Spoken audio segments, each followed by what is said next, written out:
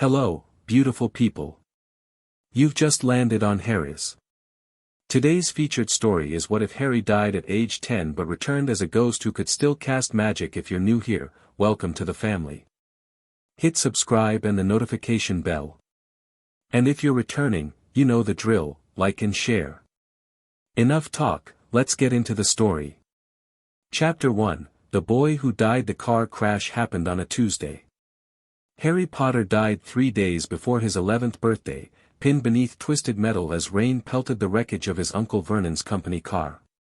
The Dursleys had reluctantly brought him along on Dudley's birthday outing after Mrs. Fig broke her leg. Harry remembered the screeching tires, his uncle's panicked shout, and the strange man standing in the middle of the road wearing what looked like a black cloak. Then nothing. Until Harry opened his eyes and found himself floating 6 inches above the pavement, staring down at his own broken body. "That's me," Harry whispered, his voice sounding hollow and distant even to his own ears. He reached toward his corpse, only to watch his translucent hand pass straight through his physical chest. "I'm dead." Around him, paramedics rushed about, their voices muffled as if Harry were underwater. His Aunt Petunia stood trembling beside the ambulance, Uncle Vernon's arm around her shoulders as Dudley sobbed into a shock blanket. None of them looked at Harry, the real Harry, the one hovering beside them. "They can't see me," Harry realized, waving his transparent hand in front of Dudley's face. His cousin didn't flinch, just kept crying those crocodile tears Harry had never seen before. Harry drifted higher, panic rising in his ghostly chest. "Hello. Hello. I'm right here." No one turned. No one heard. He followed as they zipped his body into a black bag. Followed as they drove his aunt, uncle, and cousin to the hospital.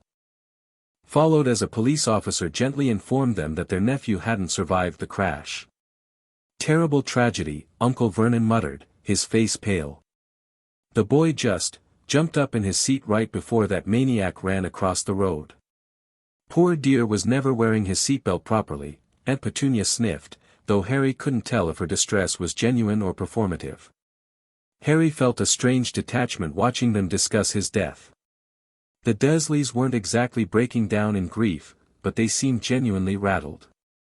It was probably the most concern they'd ever shown for him. "So what now?" Harry asked the empty air. "Do I just float around forever?" No answer came. Harry drifted through the hospital walls, discovering with a mixture of horror and fascination that solid objects no longer posed any barrier. He passed through patients, doctors, and visitors, causing nothing more than occasional shudders as they walked through his ghostly form. Days passed. Harry followed his body to the mortuary, watched the basic preparations for a funeral that would be attended by precisely 7 people, the Dursleys, the vicar, Mrs. Fig, and 2 of his teachers. He tried leaving Privet Drive, only to feel a strange tether pulling him back whenever he drifted too far from his cupboard under the stairs. Until the letters began arriving. The first one appeared on the doormat exactly 1 week after Harry's death. Uncle Vernon snatched it up, glanced at the address, and his face paled.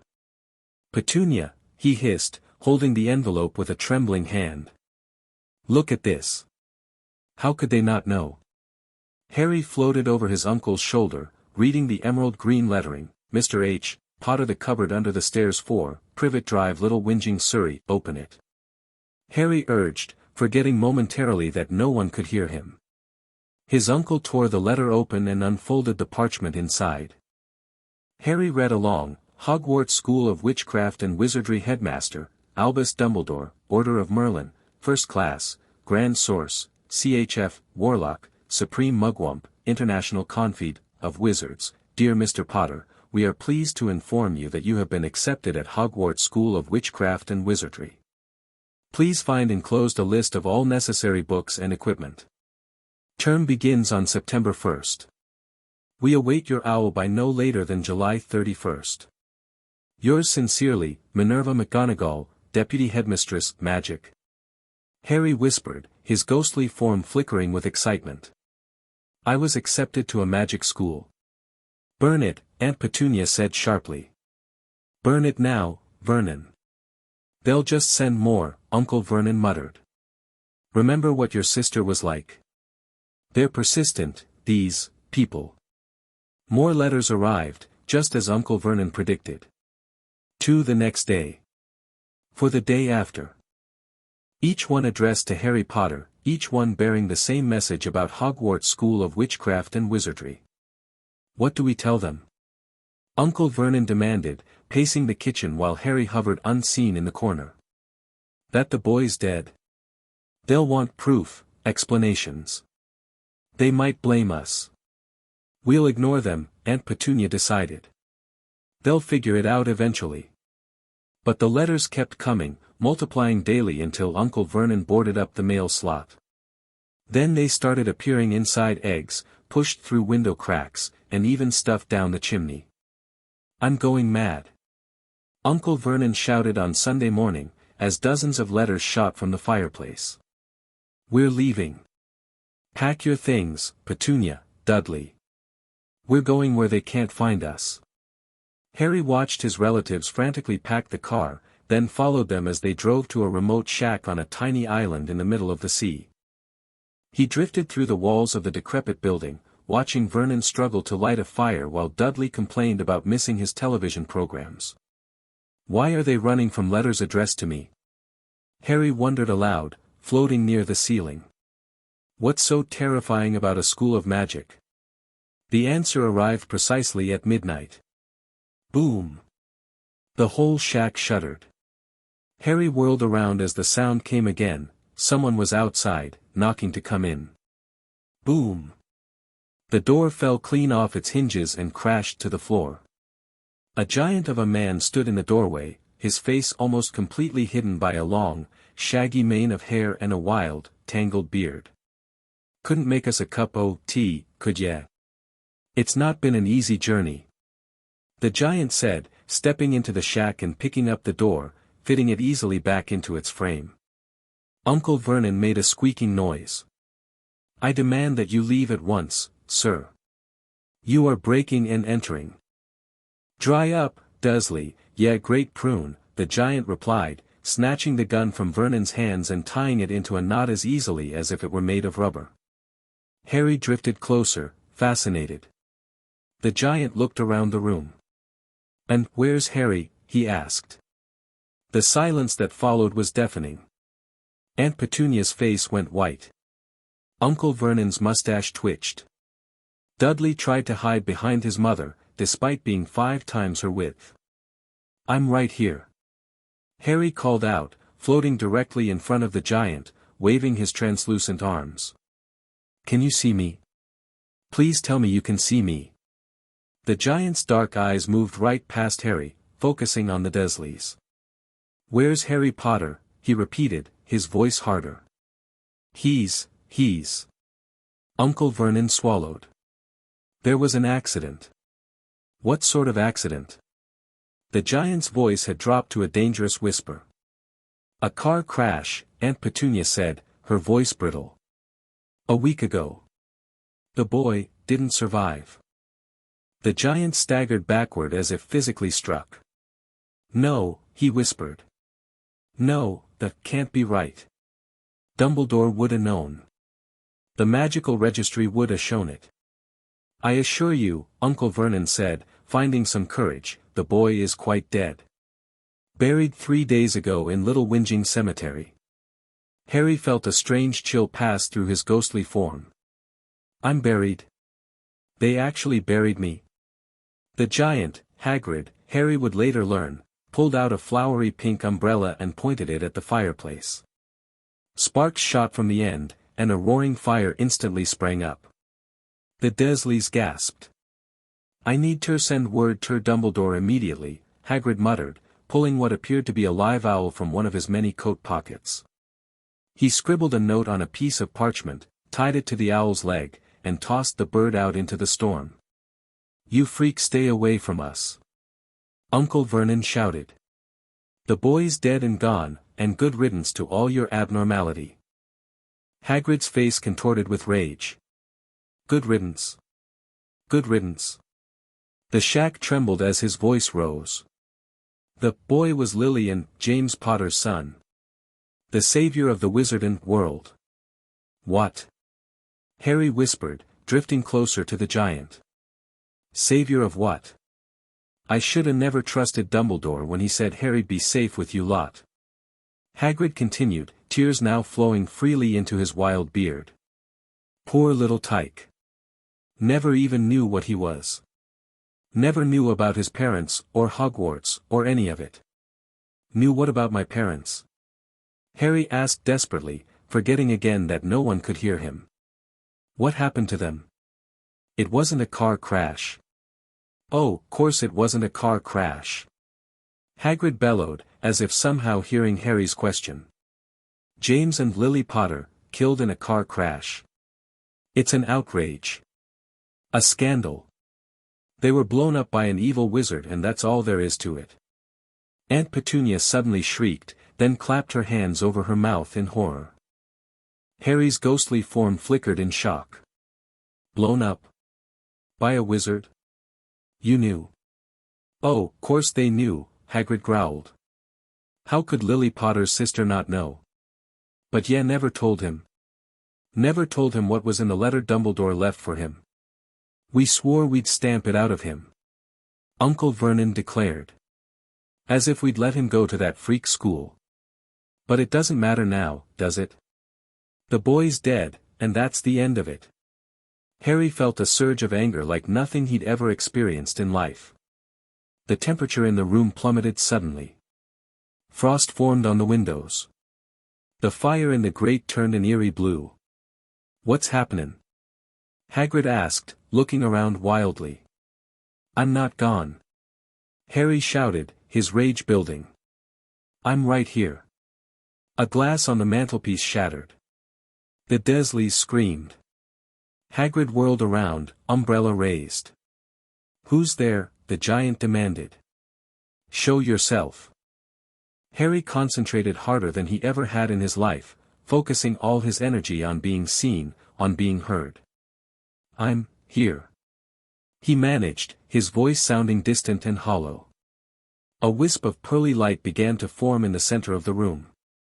It swirled and coalesced, gradually taking on a human shape. Harry felt himself becoming more substantial, more visible, though still transparently ghost-like. Dudley screamed and wet himself. Aunt Petunia fainted dead away.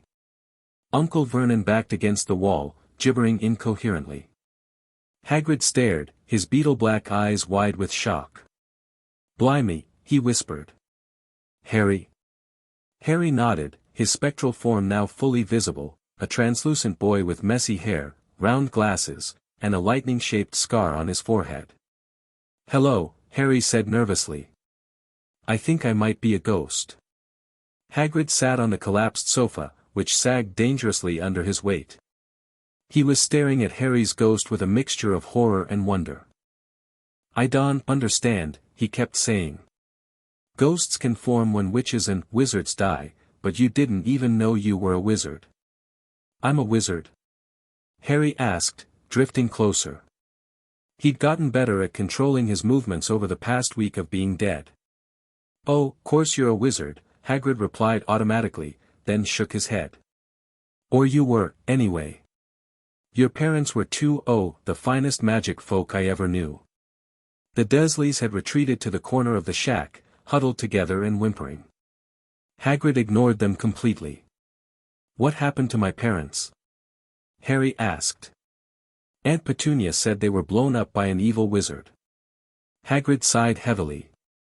I never expected to be tellin' this as a ghost, Harry. But I suppose have the right to know. And so, as the storm raged outside, Hagrid told Harry about Voldemort, the wizard who had murdered his parents and tried to kill him, only to be mysteriously defeated when the curse rebounded.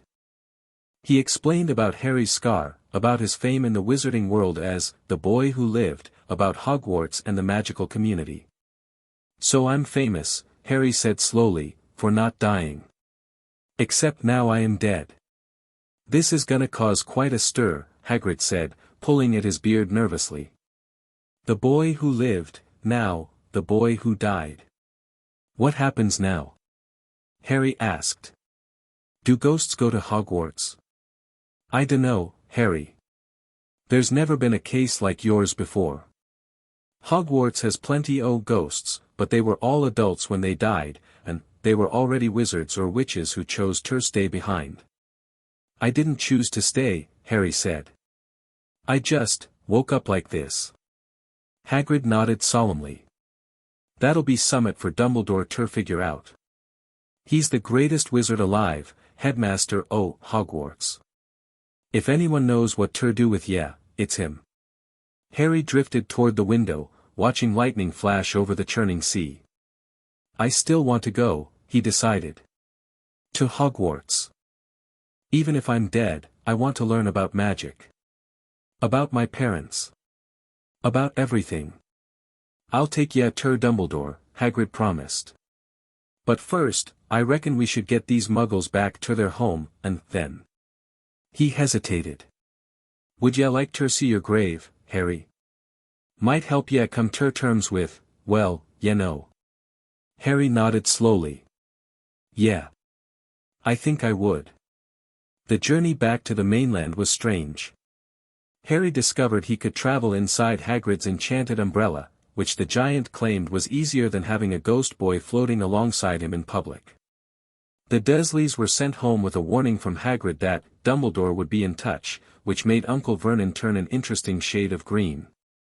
Little Whinging Cemetery was quiet in the early morning light. Hagrid led the way down the neat rows of headstones until they reached a fresh grave with a simple marker, Harry James Potter July 31, 1980 to July 28, 1991, the boy who lived. Did you put that last part on there? Harry asked, hovering above his own grave. Hagrid shook his shaggy head. The magical registry must have updated it automatically when ya know. Harry stared at his headstone, feeling oddly disconnected from the body buried beneath. It's weird. I don't feel sad exactly. Just cheated. Yeah, Hagrid agreed gruffly. Cheated out a life. Cheated out a knowin' about your heritage. They stood in silence for a few minutes, until Hagrid pulled out a pocket watch. Best be movin' on, he said. Got a lot to do today. Still need to get ya to Diagon Alley. Diagon Alley? Harry perked up. What's that? Wizardin' Shoppin' District in London. Gotta see if Gringotts will still let ya access your parents' vault, even though you're, well, dead? Harry supplied helpfully. Yeah, that. Hagrid looked distinctly uncomfortable. Might be tricky. Goblins are funny about inheritance. Harry followed Hagrid back to the cemetery gates. Goblins? There are goblins. Course there are, Hagrid said. They run the Wizardin' Bank. Clever with money, goblins, but not the friendliest beings. As they made their way to London on a series of trains, with Harry hiding in Hagrid's umbrella whenever muggles were around, Hagrid explained more about the magical world. Harry listened eagerly, asking dozens of questions about everything from Quidditch to wand lore. Can ghosts do magic? Harry asked as they approached London. Hagrid frowned. Not that I ever heard of. The ghosts at Hogwarts can't affect physical objects much. They can pass through walls and scare the livin' daylights out of first years, but that's about it. Oh, Harry said, disappointed. So I won't be able to learn spells. I dunno, Harry. You're an unusual case all around. Best wait and see what Dumbledore says. Diagon Alley was like nothing Harry could have imagined. He floated alongside Hagrid, thankfully visible only to those with magical blood, staring in wonder at the shops selling everything from cauldrons to owls. Witches and wizards in colorful robes bustled about, many stopping to stare and whisper as they noticed the ghostly boy. Is that? It can't be. Harry Potter. Merlin's beard, he's dead. The boy who lived is a ghost. The whispers followed them all the way to a snowy white building that towered over the other shops. Gringotts Bank was imposing, with burnished bronze doors guarded by goblins in scarlet and gold uniforms. The goblin at the counter peered down at Hagrid, then at Harry's translucent form. "Mr. Potter wishes to make a withdrawal," Hagrid announced. The goblin's eyes narrowed. "Mr. Potter appears to be deceased." "Well, yeah," Harry admitted. "But I'm still me. Just, ghostly." The goblin consulted a large ledger. "Most unusual.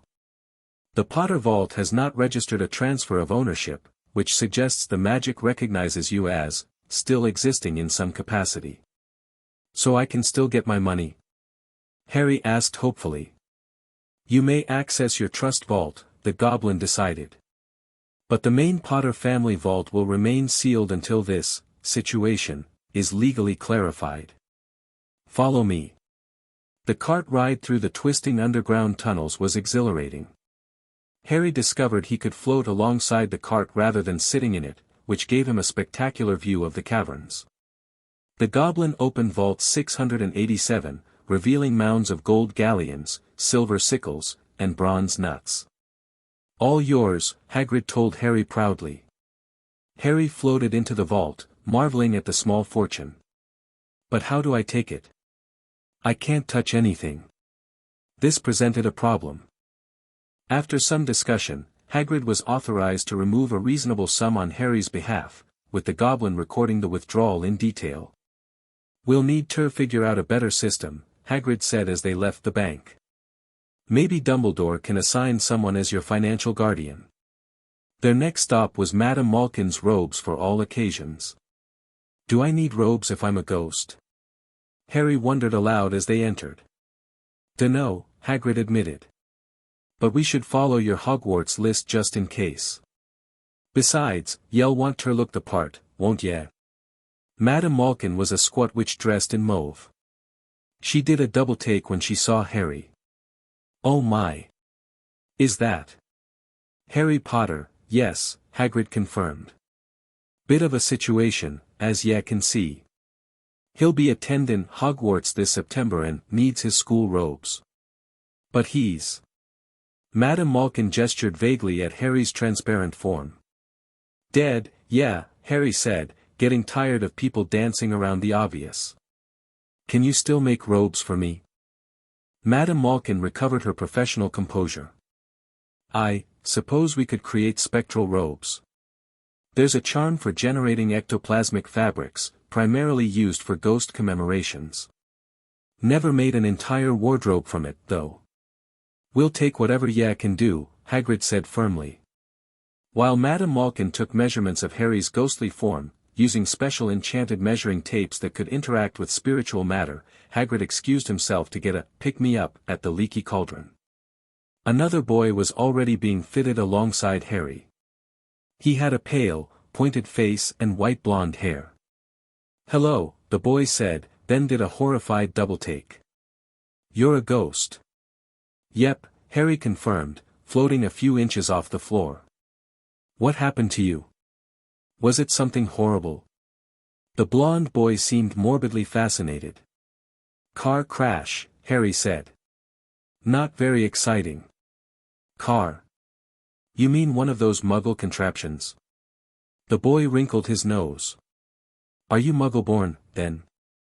"My parents were a witch and wizard, if that's what you mean." "Oh." The boy seemed slightly mollified. "Well, that's something at least. I'm Malfoy, by the way. Draco Malfoy. I'm starting at Hogwarts this year too. Do you think they'll actually let you attend? Being dead and all?" Harry shrugged, which looked rather eerie in his ghostly state. "I hope so. Which house do you think you'll be in?"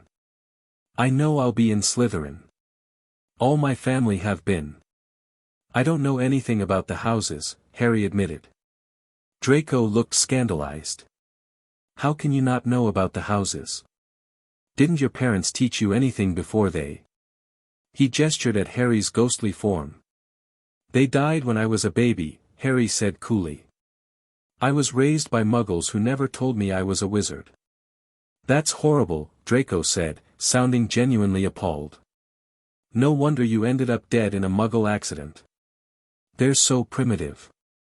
Harry wasn't sure whether to be offended or amused by Draco's tactless response. Well, there's Slytherin for the ambitious and cunning, Draco continued, seemingly oblivious to any social awkwardness. That's the best, obviously. Then Ravenclaw for the bookish types, Hufflepuff for the leftovers, and Gryffindor for the reckless idiots who think bravery means rushing headlong into danger.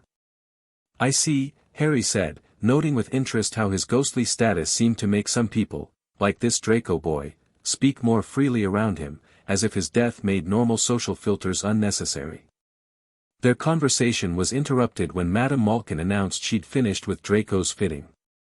I suppose I'll see you at Hogwarts, Draco said, stepping down from the footstool.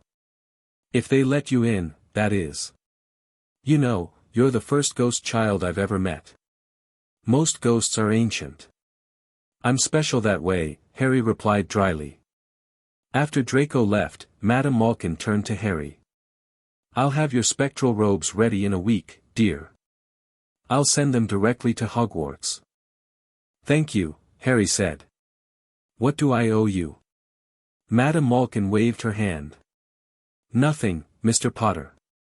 Consider it my contribution to, well, your unique circumstances. Hagrid returned as Harry was floating out of the shop, carrying a large cage containing a beautiful snowy owl. Happy belated birthday, Harry. Hagrid beamed. Every wizard needs a pet, and owls are dead useful, carry your mail and everything. Harry stared at the gorgeous bird. But Hagrid, I can't take care of her. I can't even touch things. Ah, well, she can stay in the Hogwarts Owlery, can't she? And I reckon your friends can help ya feed her. Friends? Harry repeated.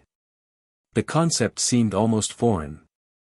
He'd never had friends in life, thanks to Dudley's intimidation tactics. Course y'all make friends, Hagrid said confidently. Who wouldn't want to be friends with the only ghost kid at Hogwarts? Their final and most anticipated stop was Ollivander's, maker of fine wands since 382 BC. The shop was narrow and shabby, with a single wand lying on a faded purple cushion in the dusty window. A tinkling bell rang as they entered. Harry felt a strange prickling sensation as they stepped inside, almost as if the very air was charged with magic. Good afternoon, said a soft voice. An old man appeared from the shadows, his wide, pale eyes shining like moons through the gloom of the shop. Hello, Harry said nervously. Ah, yes. Yes, yes. I thought I'd be seeing you soon, Harry Potter. Mr. Ollivander moved closer, staring at Harry's ghostly form. Though I must admit, not quite like this. There's been a bit of an accident, Hagrid explained awkwardly. So I see. Mr. Ollivander's silvery eyes never left Harry's face. I remember your parents buying their first wands. Your mother's was 10¼ inches long, swishy, made of willow. Nice wand for charm work. Your father, on the other hand, favored a mahogany wand. 11 inches. Pliable. A little more power and excellent for transfiguration. Mr. Ollivander came so close that he and Harry's ghostly face were almost nose to nose. And that's where. Mr. Ollivander touched the lightning scar on Harry's forehead with a long, white finger. To Harry's surprise, he actually felt the touch, a cool, tingling sensation. I'm sorry to say I sold the wand that did it, Ollivander said softly. 13½ inches. You. Powerful wand, very powerful, and in the wrong hands. Well, if I'd known what that wand was going out into the world to do. You can touch me, Harry said, amazed. Most people just pass through me. Wand makers develop a certain sensitivity to magical essences, Mr. Ollivander explained. But we face a unique dilemma, Mr. Potter. No ghost has ever wielded a wand before. The question is, can you? I don't know, Harry admitted. Hagrid says ghosts can't usually do magic. Usually, no. But you, Mr. Potter, have never been usual, have you? Ollivander smiled mysteriously. Let us experiment. He pulled a box from a shelf and opened it, revealing a wand. Beechwood and dragon heartstring. 9 inches. Nice and flexible. Try to pick it up. Harry reached for the wand, expecting his hand to pass through it as it did with most objects. To his shock, his fingers connected with the wood, though it felt insubstantial, like grasping smoke. I can touch it. Harry exclaimed. Sort of, anyway. Fascinating, Mr. Ollivander whispered. Try to channel your energy through it. Harry concentrated, focusing on the smoky connection between his spectral hand and the wand. Nothing happened. No, that won't do, Ollivander muttered, snatching the wand away. He pulled out another. Maple and phoenix feather. 7 inches. Quite whippy. Harry tried again with the same results, a tenuous connection but no magical response. They went through wand after wand. The pile of tried wands mounted higher and higher, but the more wands Mr. Ollivander pulled from the shelves, the happier he seemed to become. Tricky customer, eh? Not to worry, we'll find the perfect match here somewhere. Finally, Ollivander paused, a thoughtful expression crossing his face. I wonder, yes, why not? Unusual combination, holly and phoenix feather, 11 inches, nice and supple. The moment Harry's ghostly fingers closed around this wand, he felt a sudden warmth spread through his spectral form. He raised the wand and brought it swishing down through the dusty air. A stream of red and gold sparks shot from the end like a firework, throwing dancing spots of light on the walls. Hagrid hooped and clapped, and Mr. Ollivander cried, "Oh, bravo! Yes, indeed, very good."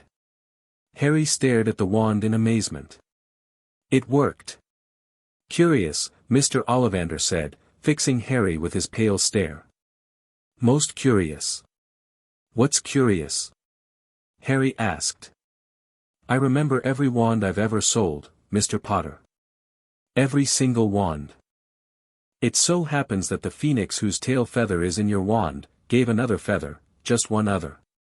It is very curious indeed that you should be destined for this wand when its brother, why, its brother gave you that scar. Harry swallowed. Yes, 13.5 inches. You. Curious indeed how these things happen. The wand chooses the wizard, remember, or in this case, the ghost. I think we must expect great things from you, Mr. Potter. After all, he who must not be named did great things, terrible, yes, but great. This raises even more questions than it answers, Hagrid muttered as they left the shop. A ghost wielding a wand? Never heard of such a thing. Harry kept practicing with his new wand as they made their way back through Diagon Alley. He discovered that while he couldn't hold it as firmly as a living person might, he could maintain enough of a connection to channel his magic through it. We should head straight for Hogwarts, Hagrid decided. Dumbledore needs to hear about this right away. As they prepared to leave Diagon Alley, Harry found himself both excited and nervous. He was dead, there was no changing that, but somehow, he had been given a chance to discover the world he should have known in life. Hagrid, he said as they approached the leaky cauldron, if Voldemort killed my parents and tried to kill me, why didn't he succeed? What happened to him? Hagrid flinched at the name. No one knows, Harry. When he couldn't kill ya, his power somehow broke. That's why you're famous. That's why everyone knows your name. You're the boy who lived, the only person ever to survive the killing curse. And now I'm the boy who died, Harry said quietly. Just not the way Voldemort intended. Exactly, Hagrid agreed, shuddering again at the name. And that's what worries me. If you know who couldn't kill ya properly the first time, what's he gonna make of ya bein' a ghost that can do magic? I don't like it, Harry. I don't like it one bit. Hogwarts School of Witchcraft and Wizardry was the most magnificent building Harry had ever seen, a vast castle with many turrets and towers, its windows sparkling in the sunlight, perched atop a high mountain overlooking a lake. "It's beautiful," Harry breathed, floating beside Hagrid as they approached the great oak front doors. "Home away from home," Hagrid said fondly, reaching up to knock. The doors swung open immediately, revealing a tall, black-haired witch in emerald green robes. She had a very stern face that made Harry think crossing her would be a serious mistake. "Hagrid," she acknowledged, then her eyes fell on Harry's translucent form. Her composed expression faltered momentarily. "Oh my! Professor McGonagall," Hagrid said gravely. "I found Harry, but as ye can see, there's been a complication." "Indeed." Professor McGonagall had quickly recovered her composure. "Mr. Potter, welcome to Hogwarts. Unusual circumstances notwithstanding, it's a pleasure to meet you." "Thank you, Professor," Harry replied, attempting a small bow that made him drift sideways slightly. "The headmaster will want to see you immediately," McGonagall said, turning and beckoning them to follow. The interior of Hogwarts was just as impressive as its exterior, moving staircases, talking portraits, suits of armor that seemed to shift position when Harry wasn't looking directly at them. They passed several ghosts gliding along the corridors, all of whom did dramatic double-takes upon seeing Harry. "A child ghost," gasped a portly ghost in friar's robes. "At Hogwarts? Who are you, young spirit?" "Harry Potter, sir," Harry replied politely. The reaction was immediate. All the ghosts in the vicinity converged around Harry, exclaiming in shock and fascination. "The Harry Potter? The boy who lived? But he's dead. How extraordinary." "That's enough," Professor McGonagall said firmly. "Mr. Potter is expected by the headmaster. You'll have plenty of time to make his acquaintance later." They continued through the castle until they reached a stone gargoyle guarding what appeared to be a dead end. "Chocolate frog," McGonagall stated clearly. The gargoyle sprang to life and hopped aside as the wall behind it split in two, revealing a spiral staircase that moved smoothly upward like an escalator. At the top, they found themselves before a gleaming oak door with a brass knocker in the shape of a griffin. McGonagall knocked once, and the door swung open. Harry had never seen such an interesting room. It was circular and filled with curious silver instruments that whirred and emitted puffs of smoke. The walls were covered with portraits of what Harry assumed were previous headmasters, all of whom were staring at him with undisguised interest. In the center stood a magnificent desk, and behind it sat a very old man with silver hair and beard so long they could be tucked into his belt. He wore half-moon spectacles and had a crooked nose that looked as if it had been broken at least twice. "Ah, Hagrid," the old man said, his blue eyes twinkling behind his glasses. "And this must be—" He paused, taking in Harry's ghostly appearance. For just a moment, the twinkle dimmed. "Harry Potter, Professor Dumbledore," Hagrid confirmed. "I see." Dumbledore stood and walked around his desk, studying Harry with intense curiosity. "This is most unexpected, though I must admit, not entirely surprising given your remarkable history of defying conventional magical limitations." "Sir." Harry was confused. "Tell me, Harry, what do you remember of your death?" Harry described the car crash, the cloaked figure in the road, and his confusion upon waking as a ghost.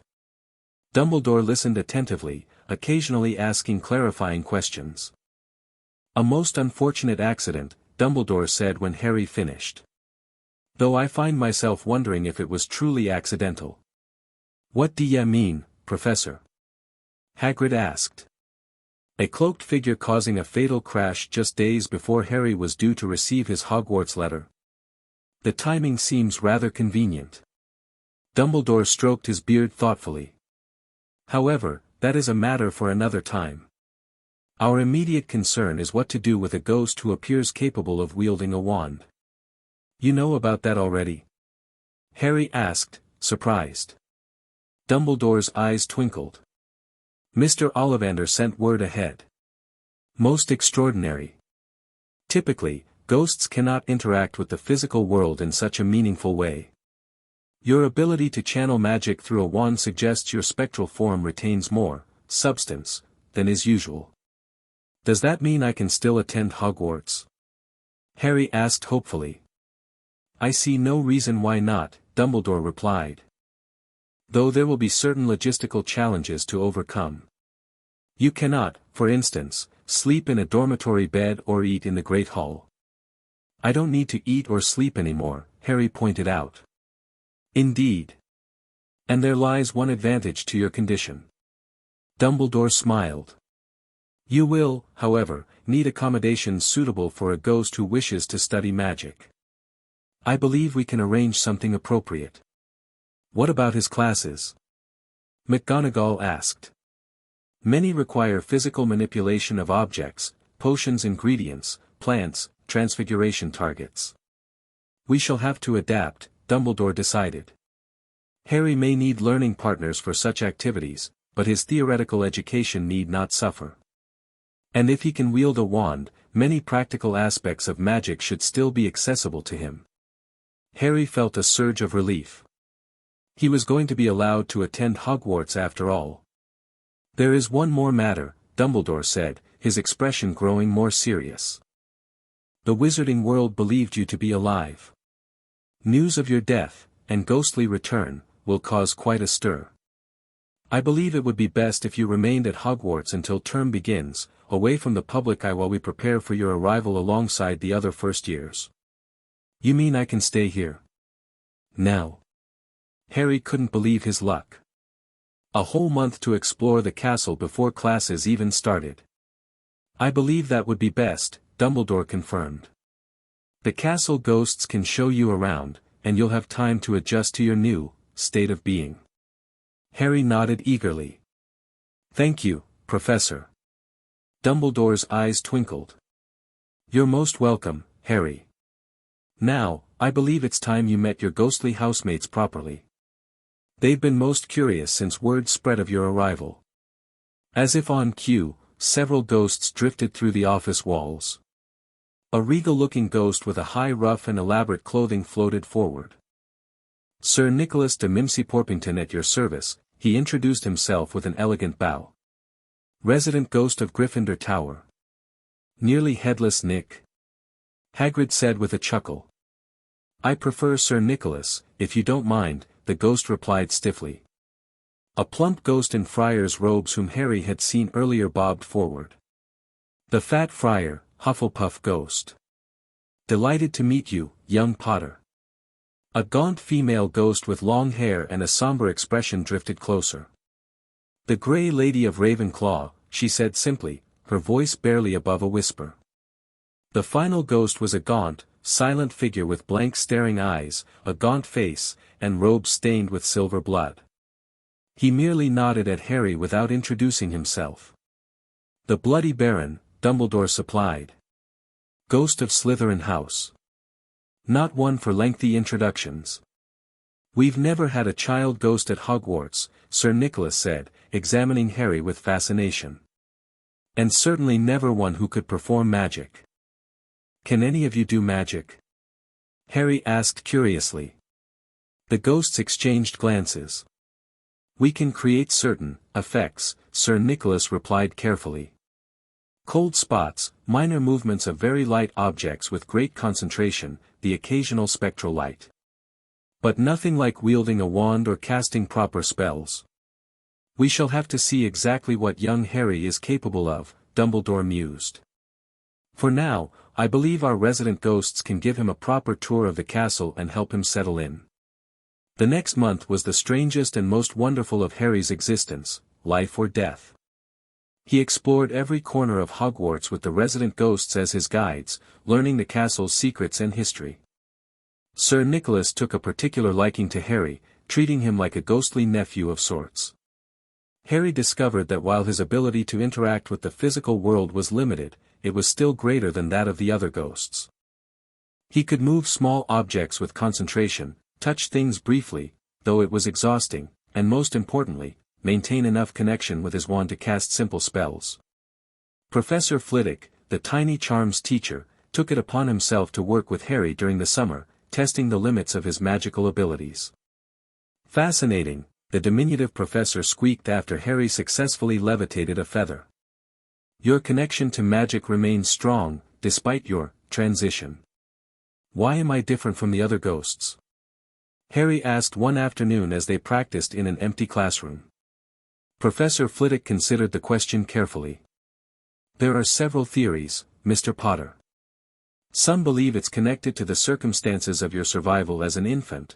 Whatever protected you from you-know-who may have also imbued your spirit with unusual properties.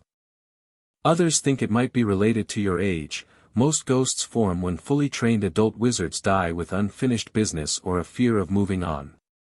You, however, died before your magical training even began, with your magical core still developing. So I'm stuck between being a wizard and being a ghost. Something like that, Flitwick agreed. You're treading new ground, Mr. Potter. There's no precedent for someone in your situation. The castle staff trickled in during August, preparing for the new term. Harry met Professor Sprout, the cheerful herbology teacher, Professor Sinistra, who taught astronomy, and various other staff members. Most were initially shocked by his appearance but quickly adapted to the idea of a ghost student. Professor Snape, however, was a different matter entirely. The potions master arrived 2 weeks before term began, and his first encounter with Harry in the dungeons was memorable. Potter, Snape had said, his voice barely above a whisper as he stared at Harry's translucent form. Even in death, you found a way to draw attention to yourself. I didn't choose to die, sir, Harry replied, taken aback by the hostility. Something flickered in Snape's dark eyes, something that might have been pain. No, I suppose you didn't.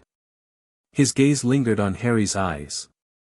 Your mother's eyes, still visible even in your ghostly state.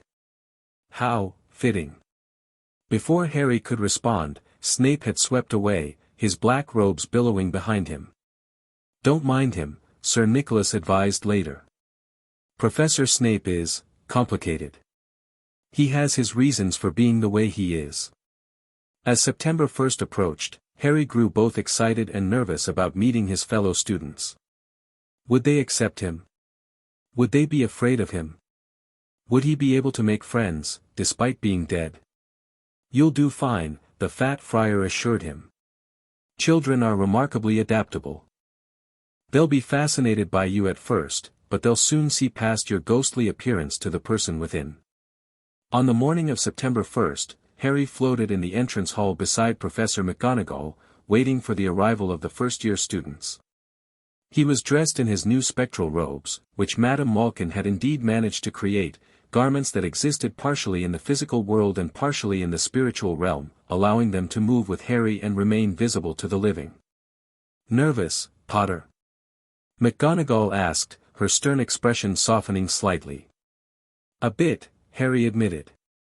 It's not every day you start magic school as a ghost. Indeed not, McGonagall agreed. But if anyone can manage such an unusual circumstance, I believe it would be you, Mr. Potter. The great doors opened, and Hagrid led in a group of wide-eyed first-years. They gasped collectively when they spotted Harry floating beside Professor McGonagall, his ghostly form glowing slightly in the dimly lit hall. Is that Harry Potter? He's dead. A ghost. Can ghosts do magic? The whispers swept through the group like wildfire. Harry spotted Draco Malfoy among them, the blonde boy smirking slightly as if to say, I told you so, to his companions. A bushy-haired girl was staring at Harry with intense curiosity, while a tall, gangly red-haired boy looked distinctly uncomfortable. Welcome to Hogwarts, Professor McGonagall announced, drawing the first year's attention away from Harry. The start of term banquet will begin shortly, but before you take your seats in the Great Hall, you will be sorted into your houses. As McGonagall explained about the 4 houses and the sorting ceremony, Harry couldn't help noticing how the red-haired boy kept shooting nervous glances his way. When McGonagall left them to prepare for the ceremony, the first years broke into excited chatter, many openly staring at Harry. The bushy-haired girl approached him first, her academic curiosity apparently overcoming any fear of ghosts. You're Harry Potter, she said matter-of-factly. I'm Hermione Granger. I've read all about you in modern magical history and the rise and fall of the dark arts. They don't mention you being dead, though. Recent development, Harry replied with a wry smile. Happened this summer. How fascinating. Hermione exclaimed. I've never met a ghost before, though I've read that Hogwarts has several. Can you really do magic as a ghost? The books say that's impossible. I'm still figuring that out myself, Harry admitted. But yes, I can do some magic. The red-haired boy had edged closer, though he still maintained a cautious distance. Are you really Harry Potter? He asked, his voice slightly higher than normal. Yes, Harry confirmed. And you are? Ron Weasley, the boy replied, swallowing hard. Sorry if I seem nervous. It's just, my brothers told me the Hogwarts ghosts were friendly, but I didn't expect to meet one my own age. It's a bit, well, creepy. Harry suggested with a slight smile. Ron's ears turned red. I didn't say that. It's okay, Harry assured him. I'm still getting used to it myself. Before they could continue their conversation, Professor McGonagall returned to lead them into the Great Hall. Harry floated alongside the living students, acutely aware of how different he was from them. As they entered the magnificent hall with its thousands of floating candles and enchanted ceiling, the entire student body turned to stare at the ghostly boy among the first years. Look at him. Harry Potter. He's actually dead. Can you believe it? The whispers followed Harry as he floated up to the front of the hall with the other first years. The Sorting Hat sang its song, and Professor McGonagall began calling students forward alphabetically to be sorted. Hermione Granger went to Gryffindor. Draco Malfoy was immediately sorted into Slytherin. As Potter, Harry, approached, McGonagall hesitated, looking uncertainly at the stool.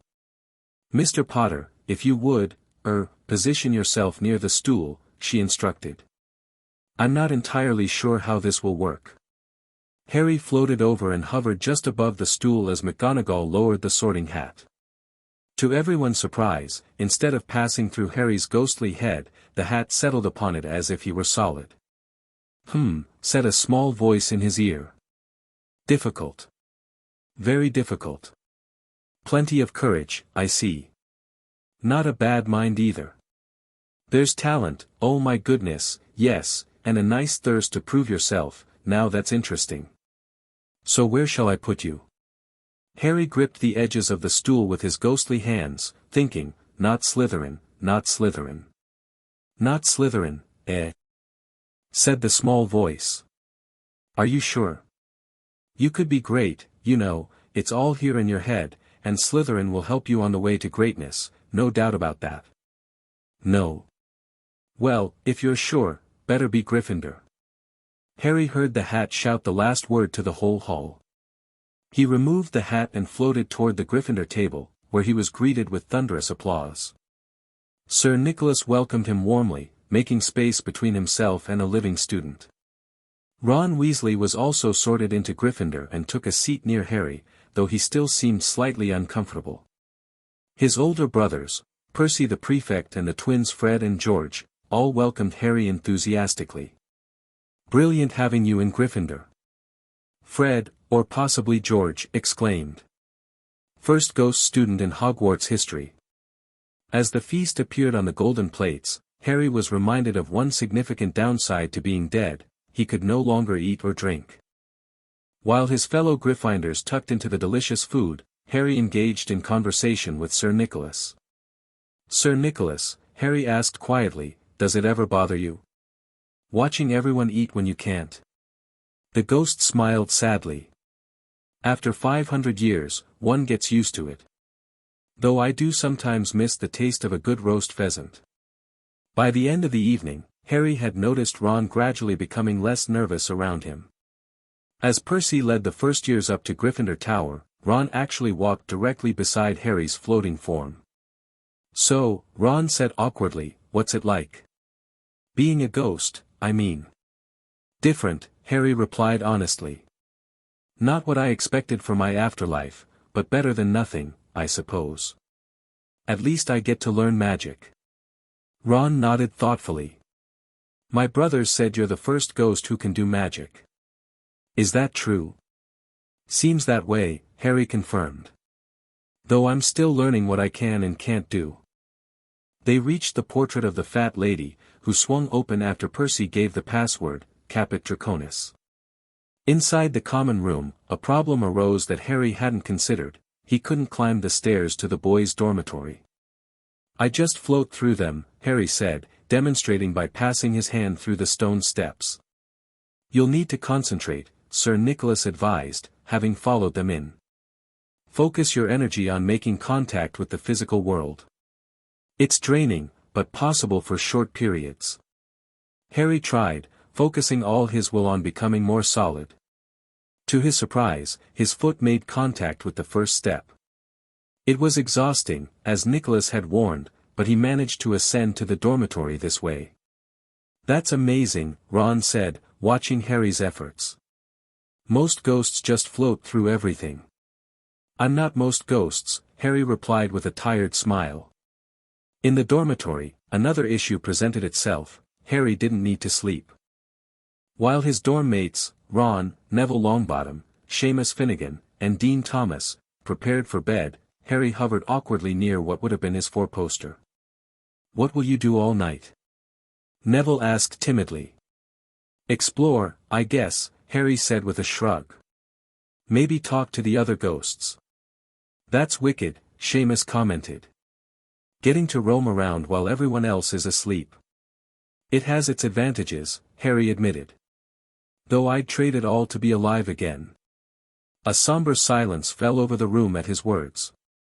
Sorry, Harry said quickly. Didn't mean to bring down the mood. It's all right, Dean assured him. Must be weird for you, all this. Harry nodded. Yeah, but I'm getting used to it. And hey, at least now I get to learn I'm a wizard, which is more than I knew when I was alive.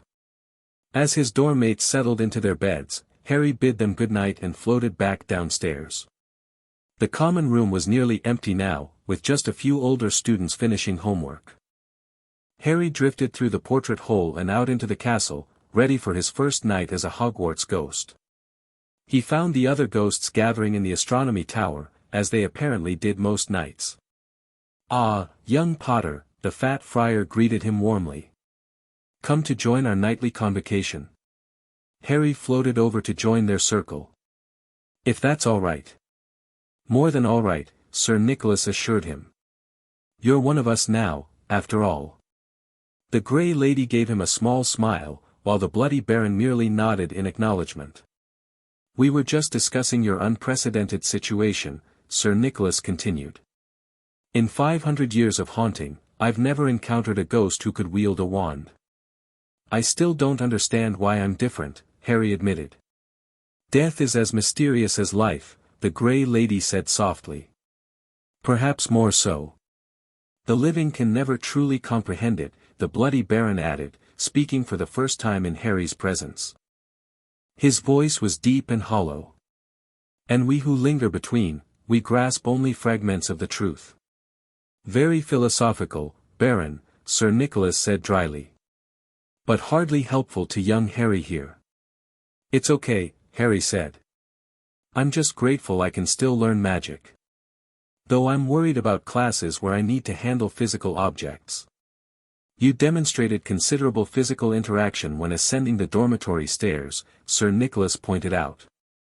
With practice, you may develop greater control. And you'll have living friends to assist you, the fat friar added cheerfully. That Weasley boy seemed to be warming up to you, despite his initial trepidation. Harry smiled. I hope so. I've never really had friends before. Death has a way of putting life into perspective, the Grey Lady murmured. You may find friendship comes easier now that you've transcended mortal concerns. Or they might all be too freaked out by the ghost kid, Harry said pessimistically. Nonsense.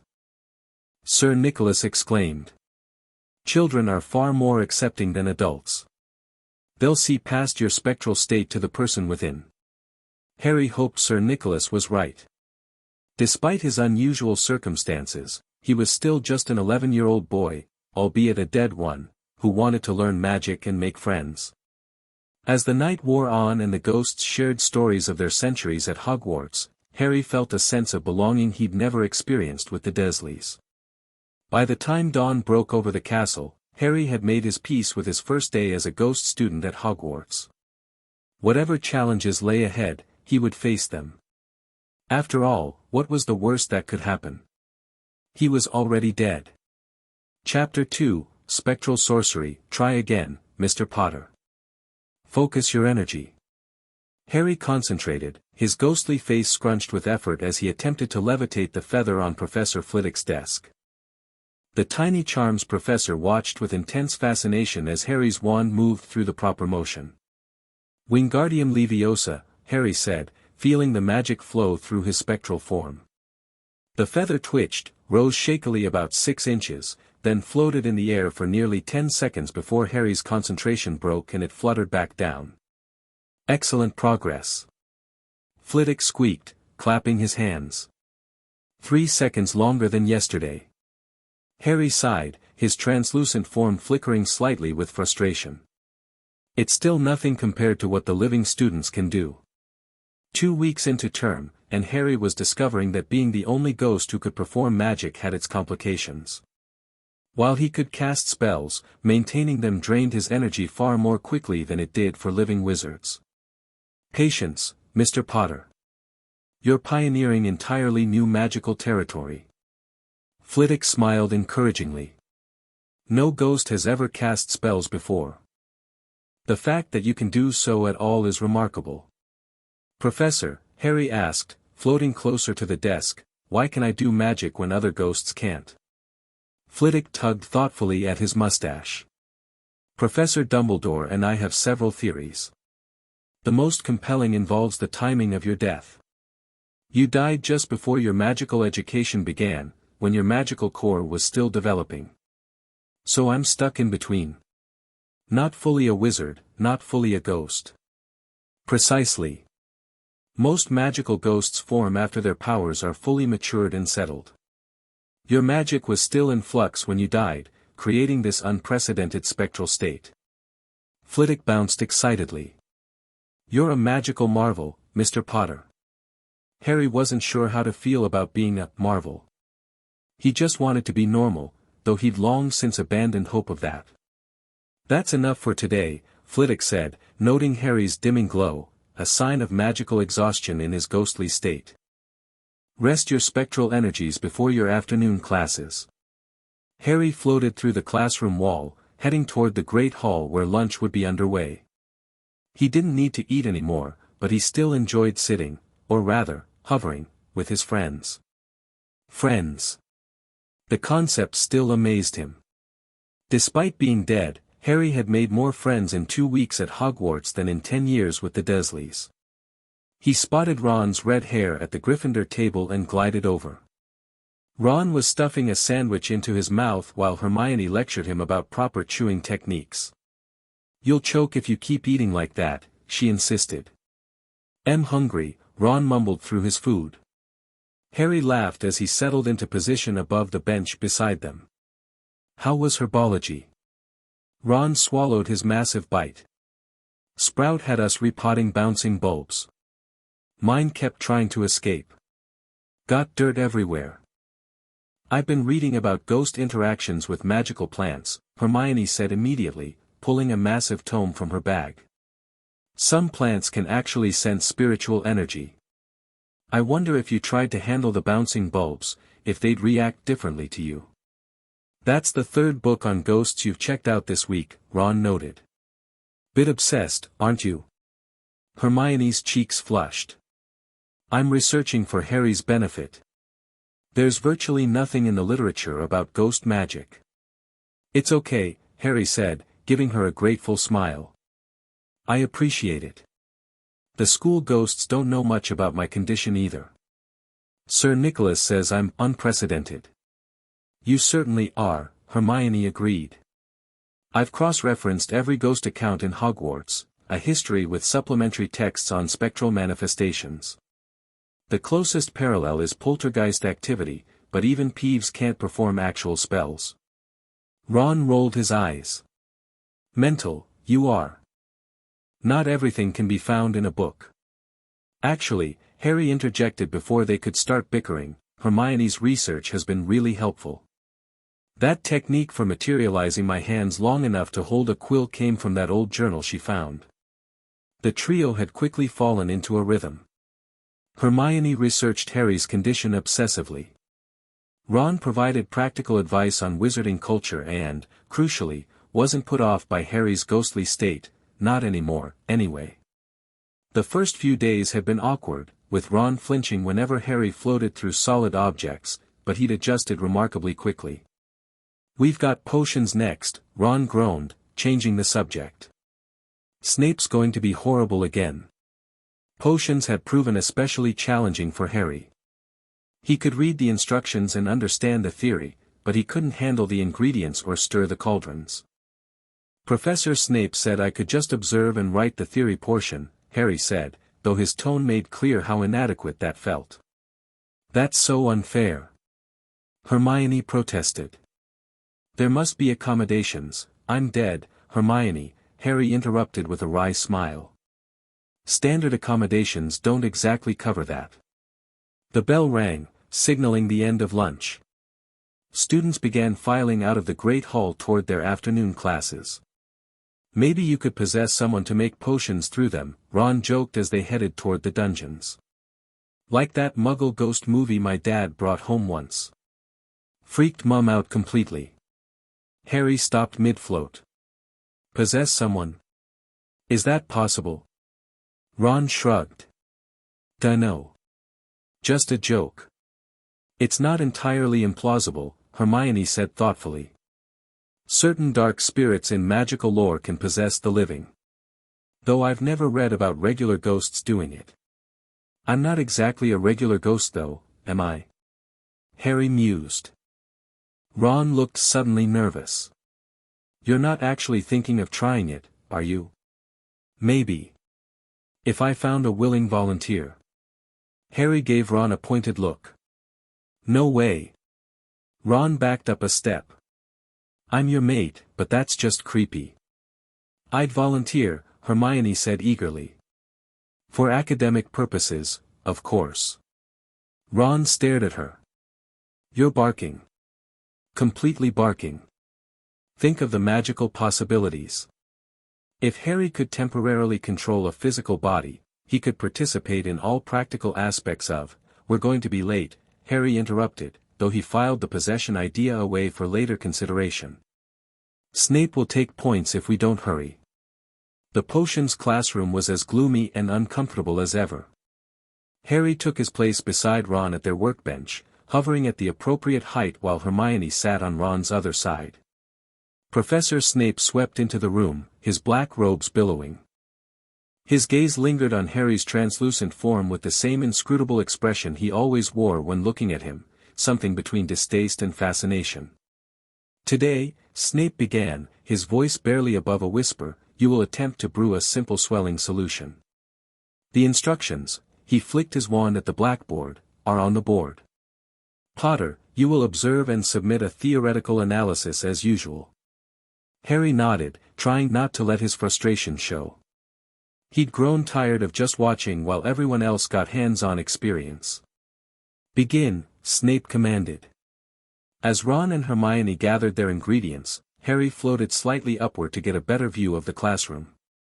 From this vantage point, he could see Neville already struggling with his pufferfish eyes, and Malfoy whispering to Crabbe and Goyle while shooting smug looks in Harry's direction. Malfoy had been insufferable since term began, constantly making ghost jokes and walking through Harry's spectral form whenever possible, an action Harry found both rude and uncomfortable, like having cold water thrown through him. Pest, Potter, Malfoy called softly while Snape was examining Lavender Brown's cauldron across the room. Does it bother you that you'll be 11 forever? Never growing up, never getting older, just a pathetic child ghost for eternity? Harry ignored him, though the barb struck deeper than he cared to admit. the permanent childhood aspect of his condition was something he tried not to think about. "Ignore him," Hermione whispered, carefully slicing dandelion roots. "He's just jealous because you can float and go through walls." "Yeah," Ron added. "Plus, you'll never have to worry about exams. If you fail, what are they going to do? Kill you?" Harry snorted, which in his ghostly state came out as a strange echoing sound that caused several students to jump. Snape's head snapped up. "Something amusing, Potter?" he asked coldly. "No, sir," Harry replied. "Just, observing the effects of adding the pufferfish eyes too early." He nodded toward Neville's cauldron, which was starting to emit ominous purple bubbles. Snape's eyes narrowed, but he turned his attention to Neville's impending disaster. "Longbottom. Take that off the heat immediately before you, too late." Neville's cauldron melted with a hissing sound, sending the half-finished swelling solution splashing across the floor. Students scrambled onto their stools as the potion spread, causing everything it touched to swell alarmingly. "Idiots!" Snape roared, waving his wand to vanish the spilled potion. "I suppose you added the pufferfish eyes before taking the cauldron off the fire?" Neville whimpered, his hands and face swelling where the potion had splashed him. Harry, completely unaffected by the physical potion, drifted down from the ceiling. "Professor, Neville needs to go to the hospital wing." Snape shot him a venomous glare. "I don't recall asking for your input, Potter. 5 points from Gryffindor for your interference." "But sir, another 5 points. Would you care to continue?" Harry fell silent, seething. Being dead had given him a different perspective on petty authority figures. What could Snape really do to him? Still, antagonizing a teacher wouldn't help Gryffindor. After dismissing Neville to the hospital wing and issuing a detention to a Gryffindor who'd laughed, Snape swept past Harry's workbench. "Being dead does not exempt you from classroom decorum, Potter," he said quietly. "Your father also believed rules didn't apply to him. We see where that led." Harry's ghostly form flickered with anger, the temperature around him dropping sharply. A nearby jar of beetle eyes cracked as his spectral energy flared. "Control yourself," Snape hissed, then raised his voice to address the class. "Pack up your samples and clean your workstations. Potter, stay after class." When the bell rang and the other students had filed out, Ron and Hermione lingering until Snape shooed them away, Harry floated in place, waiting for whatever punishment Snape had in store. "Your emotional control is abysmal, Potter," Snape said once they were alone. "Every time you allow your feelings to get the better of you, your spectral energy disrupts your surroundings." Harry blinked in surprise. This wasn't the detention he'd expected. "Your condition is unique," Snape continued, "but not entirely without precedent. Poltergeists manifest their emotions through physical disruption. You appear to have similar capabilities, alongside your unprecedented ability to perform actual magic." "Sir." Harry was thoroughly confused now. Snape's expression was unreadable. "The headmaster has asked me to offer additional instruction in controlling your condition. My expertise in containing magical energies may prove useful in helping you maintain stability." Harry stared. "You want to help me?" "I am following the headmaster's instructions," Snape corrected coldly. "Your current lack of control poses a potential danger to the school and its inhabitants." "I'm not dangerous," Harry protested. "No." Snape raised an eyebrow. "The temperature drop you just caused could have shattered every glass container in this room had I not reinforced them with charms at the term's start. Imagine the injuries that might have resulted." Harry hadn't considered that. "I don't mean to do it." "Obviously," Snape drawled. "Hence the need for instruction. Report to this classroom every Thursday evening at 8 o'clock. Do not be late." "Yes, sir," Harry said, still bewildered by this turn of events. "You may go." Snape turned away, making it clear the conversation was over. Harry floated through the dungeon wall, finding Ron and Hermione waiting anxiously in the corridor. "What happened?" Hermione demanded. Did he give you detention? Worse, Harry said. He's going to give me private lessons on controlling my ghost powers. Blimey, Ron whispered. Extra time with Snape. That's harsh. Why would Professor Snape specifically be asked to help you? Hermione wondered. Wouldn't Professor Binns make more sense, since he's a ghost himself? Binns probably doesn't even remember he's dead, Ron snorted. Man's the most oblivious ghost in existence. Dumbledore must have his reasons, Harry said, leading them toward the staircase. Anyway, we've got bigger things to worry about. Like what? Ron asked. Harry grinned mischievously. Like figuring out if I can possess you. Ron groaned. You're not letting that go, are you? It could be revolutionary. Hermione exclaimed.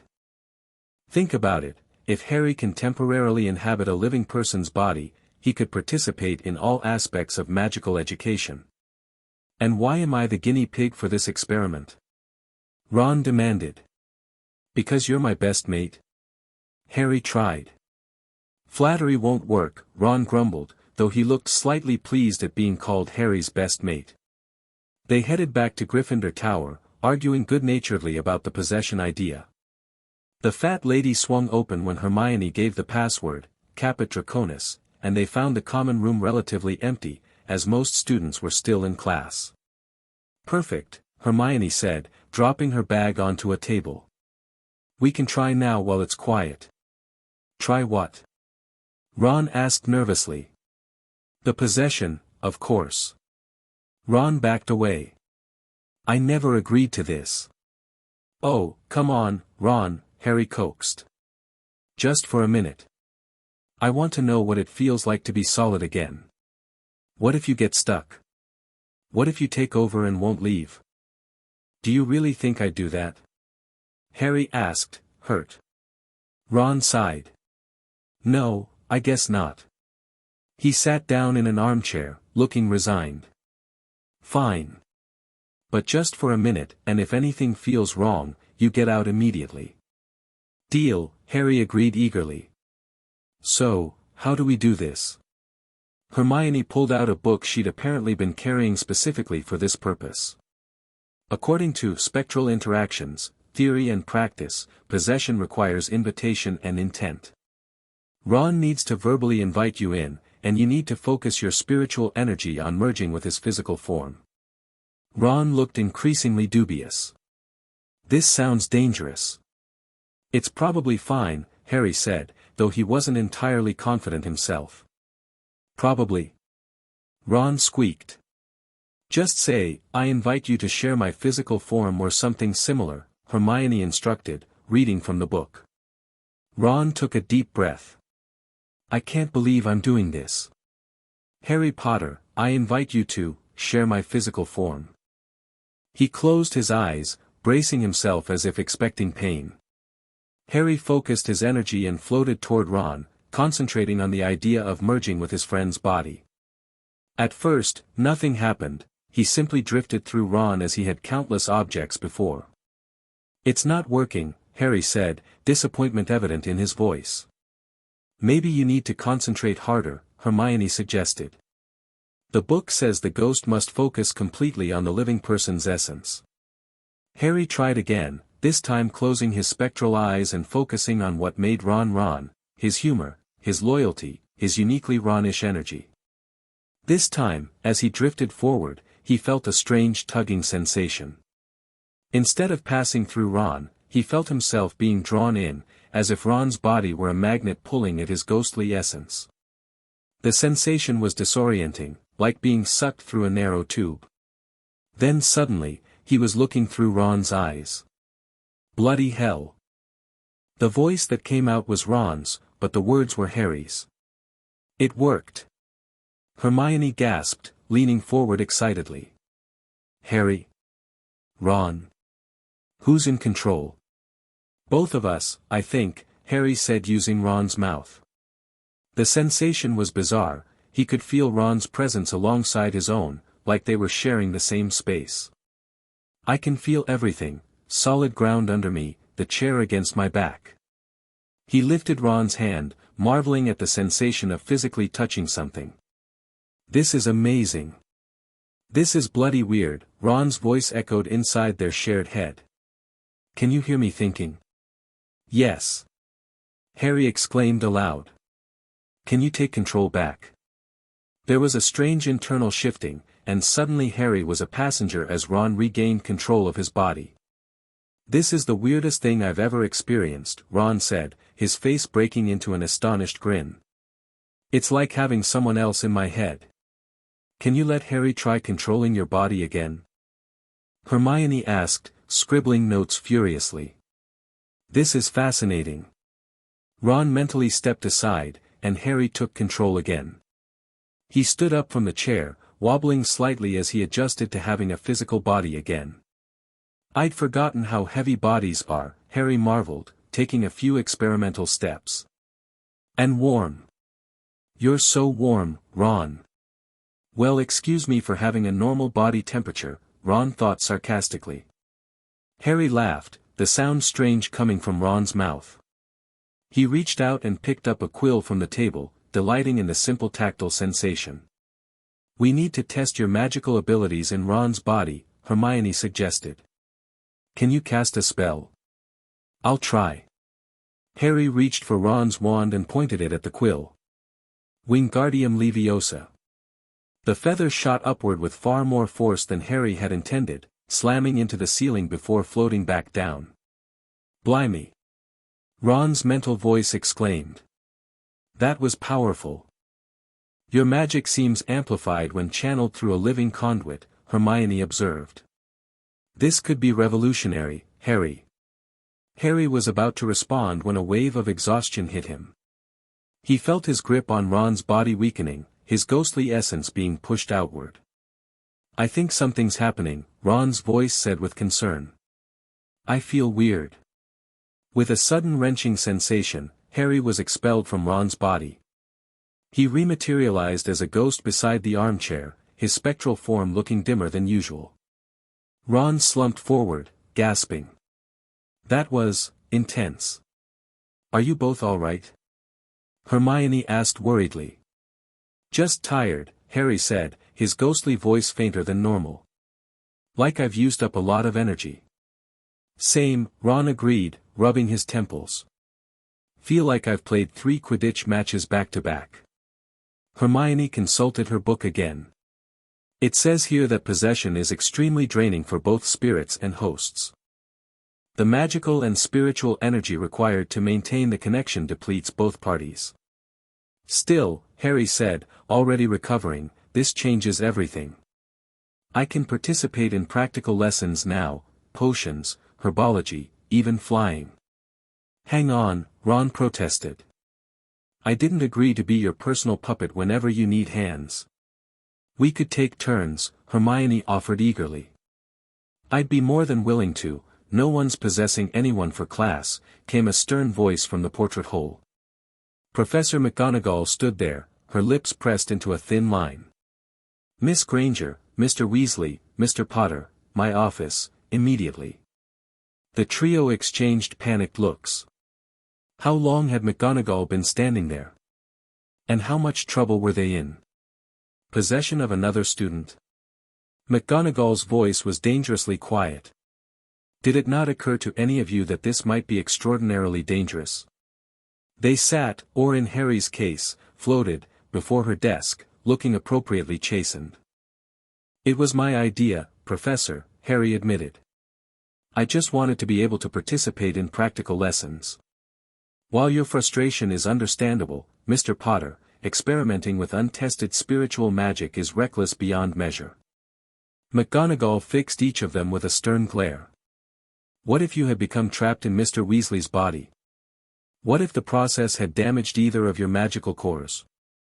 None of them had considered these possibilities. We found the procedure in a book, Hermione offered weakly. Books can be wrong, Miss Granger, as I'm sure you're aware. McGonagall sighed. More importantly, books written for adult practitioners often omit warnings necessary for younger, less experienced wizards. We're sorry, Professor, Ron said sincerely. We didn't think about the risks. McGonagall's expression softened slightly. I understand your intentions. Mr. Potter's situation is unprecedented, and we are all adjusting.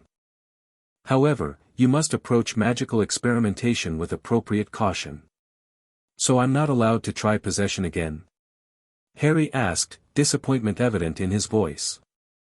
I didn't say that, McGonagall replied, surprising them all. In fact, the headmaster has been considering sanctioned possession as a potential accommodation for your unique circumstances, but under controlled conditions, with proper supervision. Hope surged through Harry. Really? Yes, though we had planned to wait until you had better control of your spectral energies. She gave them a knowing look. Professor Snape's special sessions with you were intended to prepare you for precisely this possibility. So I didn't mess everything up? Harry asked. Not irreparably, McGonagall said dryly. Though I must insist you refrain from further unsupervised experimentation. The next attempt will occur under proper supervision, after you've completed at least 3 sessions with Professor Snape. Yes, Professor, they chorused. Now, McGonagall continued, I believe you have history of magic next. Off you go, and Mr. Potter, please use the door rather than the wall. It sets a better example. The trio left McGonagall's office considerably relieved. As they headed toward Professor Binns's classroom, Ron nudged Hermione. How'd McGonagall even know what we were doing? The fat lady probably told her, Harry suggested. The portraits report to the teachers. Sneaky paintings, Ron muttered. They slipped into history of magic just as Professor Binns began his monotonous lecture on goblin rebellions. The ghostly professor never seemed to notice Harry's spectral state, treating him exactly like any other student, which mainly involved ignoring him completely while droning on about dates and names. Harry found he could stay awake better than his living classmates during these lectures, one small advantage of not needing sleep. As Binns detailed the particulars of URG the Unclean's uprising, Harry noticed Ron's head nodding forward and Hermione struggling to take comprehensive notes despite her heavy eyelids. Harry's mind wandered to the possession experiment. Despite McGonagall's warning, he couldn't help feeling excited about the possibilities. Being able to temporarily inhabit a living body would solve so many of his practical problems. He could brew potions, handle plants in herbology, even eat food if he wanted to remember the taste. After class, as students streamed gratefully from Binns's classroom, Harry caught up with Ron and Hermione, who were still yawning. I've been thinking, he began. Dangerous, that, Ron joked. About the possession thing, absolutely not, Hermione cut him off. We promised Professor McGonagall. I know, Harry said quickly. I wasn't suggesting we try again. I was just thinking about the implications. If I can possess willing people, maybe I could help in ways I haven't considered. What do you mean? Ron asked. Well, what if someone was hurt or in danger? I could potentially possess them long enough to get them to safety. Hermione looked thoughtful. That's actually a reasonable point. Your ghost form can move through obstacles that would block a physical body. Exactly. Harry said enthusiastically. It's not just about me participating in class. It could be genuinely useful in an emergency. Their conversation was interrupted by a commotion ahead. A crowd had gathered in the corridor, watching as Peeves the poltergeist pelted students with bits of chalk and cackling madly. Ickle First Eyes ducking and diving. Peeves sang, lobbing another piece of chalk at Neville, who ducked too late and got hit on the ear. Peeves! Harry called out, floating up to the poltergeist's level. Leave them alone. Peeves stopped mid-throw, turning to stare at Harry with unusual interest. Oh, if it isn't Potty the Ghosty. Come to join Peevesy in some fun. Since arriving at Hogwarts, Harry had noticed that Peeves treated him differently than the other ghosts. Where he showed at least grudging respect to the Bloody Baron and mild deference to the other house ghosts, he seemed genuinely curious about Harry. Not that kind of fun, Harry said firmly. Stop throwing things at people. Peeves did an aerial somersault. But why should Peeves listen to baby Ghosty? You're not even a proper ghost, too solid, too magical. What are you, Potty? The question caught Harry off guard. I'm just, me. Peeves zoomed closer, examining Harry with unusual seriousness.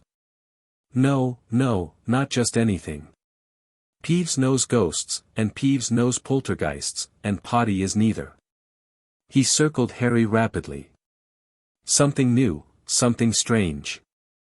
With that cryptic comment, Peeves zoomed away, surprisingly without throwing any more projectiles. That was weird, Ron said as Harry floated back down. Peeves actually listened to you. He seemed more interested than obedient, Hermione observed. Like Harry's a curiosity to him. Great, I'm a freak even among the dead, Harry sighed. I think it's more that you're unique, Hermione corrected gently. Even Peeves can recognize that. They continued toward their next class, but Harry's thoughts remained on Peeves' words. What exactly was he? Not quite a ghost, not quite a wizard, existing in some undefined space between. The weeks that followed fell into a rhythm. Harry attended classes, worked on controlling his spectral abilities, and continued his special sessions with both Flitwick and, more uncomfortably, Snape. The potions master proved surprisingly knowledgeable about spectral energy, teaching Harry techniques to maintain his form and control his emotional impact on the physical world. Your emotions directly affect your manifestation, Snape explained during one particularly grueling session. Anger makes you more solid but less controlled. Fear disperses your form.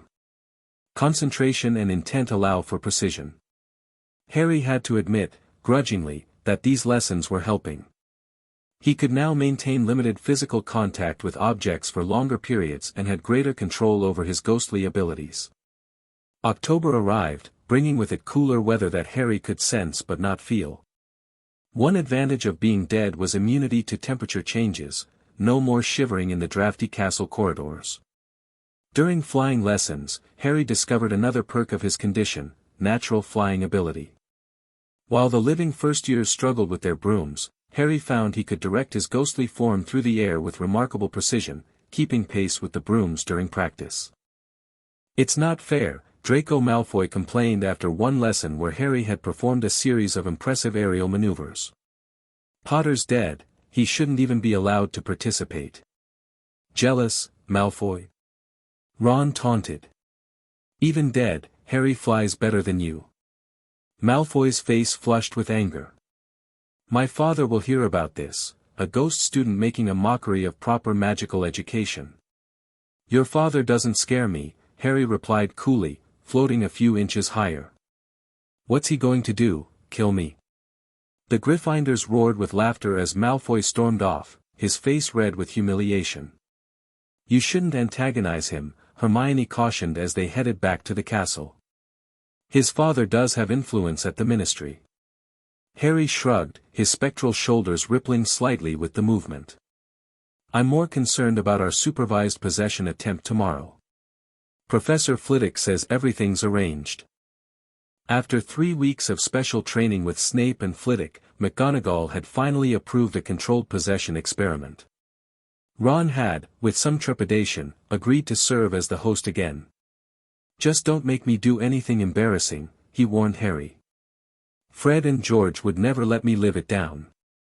The next evening found them in Professor Flitwick's classroom. The tiny professor had cleared the center of the room and drawn a complex chalk circle on the floor. Professor McGonagall and, surprisingly, Professor Snape were also present. Why's he here? Ron whispered, eyeing Snape nervously. Professor Snape has extensive knowledge of spiritual interactions, Flitwick explained, overhearing. His expertise may prove invaluable should anything unexpected occur. Snape's expression revealed nothing, though Harry thought he detected a flicker of genuine interest in the man's dark eyes. Now then, Flitwick continued. Mr. Weasley, please stand in the center of the circle. Mr. Potter, you'll begin from outside the circle and enter only when I give the signal. Ron stepped into the circle, looking decidedly uncomfortable with all three professors watching intently. The circle will contain and stabilize the spiritual energies, Flitwick explained. Professor Snape has prepared a restorative draft for Mr. Weasley to take afterward, as the process can be quite draining. And what if Potter becomes trapped? McGonagall asked delicately. I've prepared a spiritual severance charm, Snape said, his voice betraying no emotion. It should forcibly separate them if necessary. Should? Ron squeaked. It will, Flitwick assured him. We've taken every precaution, Mr. Weasley. Harry floated nervously at the edge of the circle. How long will I be allowed to stay in control? We'll start with just 2 minutes, McGonagall said firmly. If all goes well, we can gradually increase the duration in future sessions. Everyone took their positions. Ron stood rigid in the center of the circle, while the three professors raised their wands, ready to intervene if necessary. Begin, Flitwick said. Ron took a deep breath. Harry Potter, I invite you to share my physical form. Harry focused his energy and floated forward, concentrating on Ron's essence just as he had before. The tugging sensation came more easily this time, and with a disorienting lurch, Harry found himself looking through Ron's eyes again. It worked, he exclaimed, using Ron's voice. Of course it worked, Ron's thoughts echoed in their shared mind.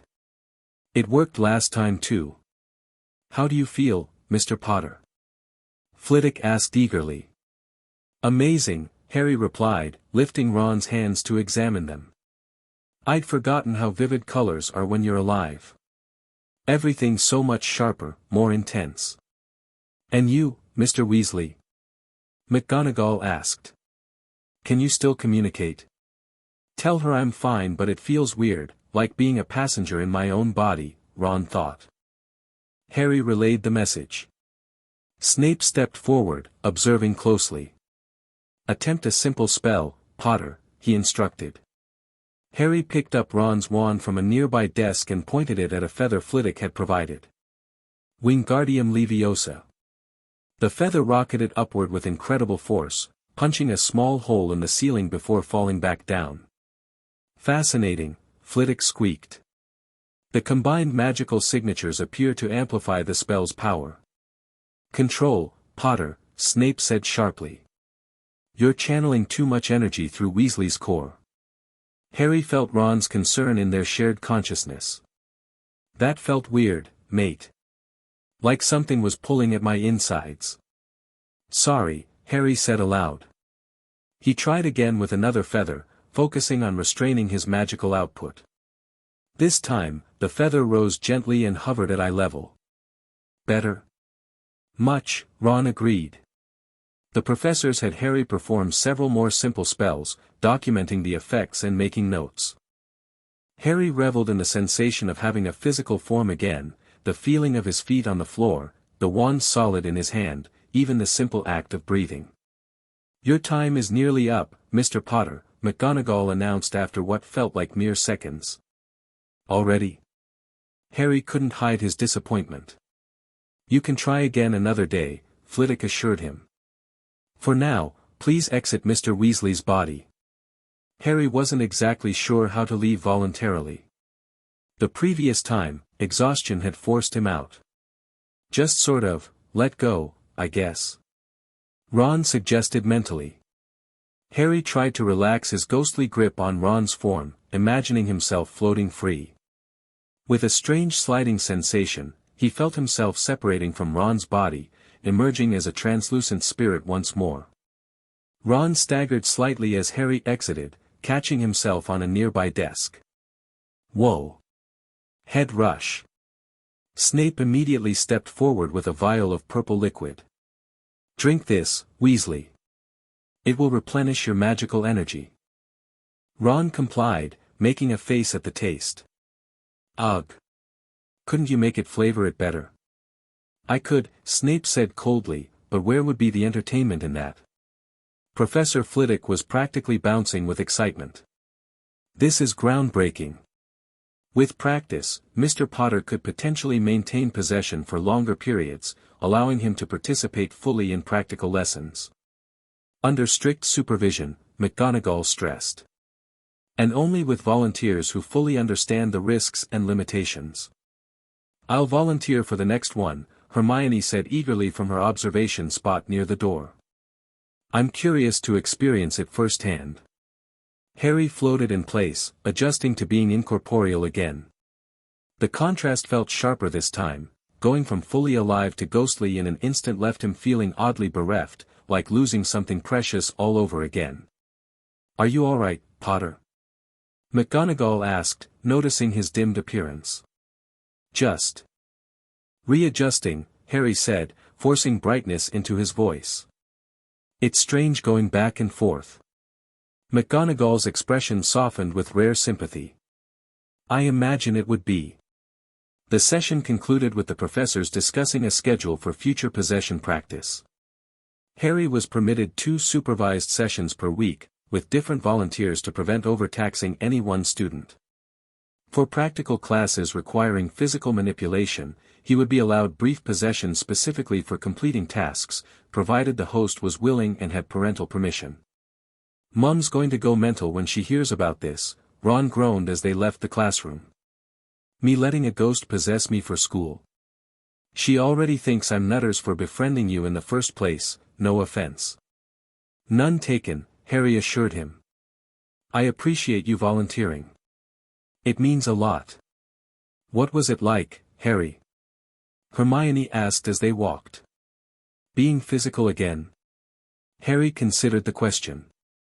Like coming home to a house you've been locked out of. Everything's familiar, but you've forgotten small details, the weight of your body, the feeling of air in your lungs, the way colors look different through living eyes. That's poetic, Hermione said, sounding surprised. Harry laughed. Maybe dying made me philosophical. Or maybe you're just weird, Ron suggested with a grin. Says the bloke who just voluntarily let a ghost possess him, Harry retorted. They continued toward Gryffindor Tower, bickering good-naturedly. For the first time since his death, Harry felt a genuine sense of possibility.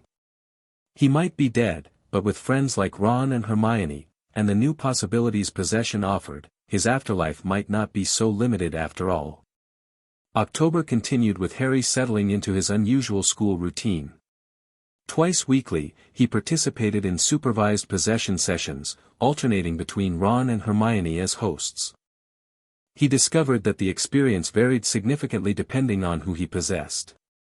Ron's body felt natural and straightforward, but his magical channels were less refined, resulting in powerful but sometimes unpredictable spellcasting.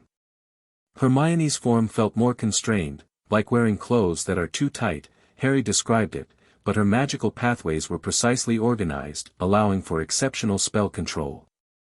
It's fascinating how different your magical cores feel, Harry told them after one session. Ron's is like a rushing river, while Hermione's is more like a complex irrigation system. Is that good or bad? Ron asked, looking uncertain. Neither, Harry assured him. Just different. Yours has raw power, hers has precision. For specific practical lessons, Harry was now permitted brief possessions to complete hands-on tasks. In herbology, he would possess Ron to repot plants or collect specimens. In potions, he would temporarily inhabit Hermione to handle delicate brewing steps. Snape, surprisingly, had become less antagonistic during these arrangements, watching Harry's borrowed movements with scientific interest rather than his usual scorn. Your control is improving, Potter, he commented during one potions class, after Harry, in Hermione's body, had successfully prepared a forgetfulness potion. Though your stirring technique remains abysmal. Coming from Snape, this was practically effusive praise. Not everything was improving, however. As Halloween approached, Harry began experiencing strange sensations when near Professor Quirrell's turban. A cold, creeping feeling would wash over him, different from normal ghostly coldness, more like a spiritual revulsion. There's something wrong with Quirrell, Harry told Ron and Hermione after a particularly uncomfortable defense against the dark arts lesson. Or maybe his turban. I feel weird whenever I get too close to it. Weird how? Hermione asked.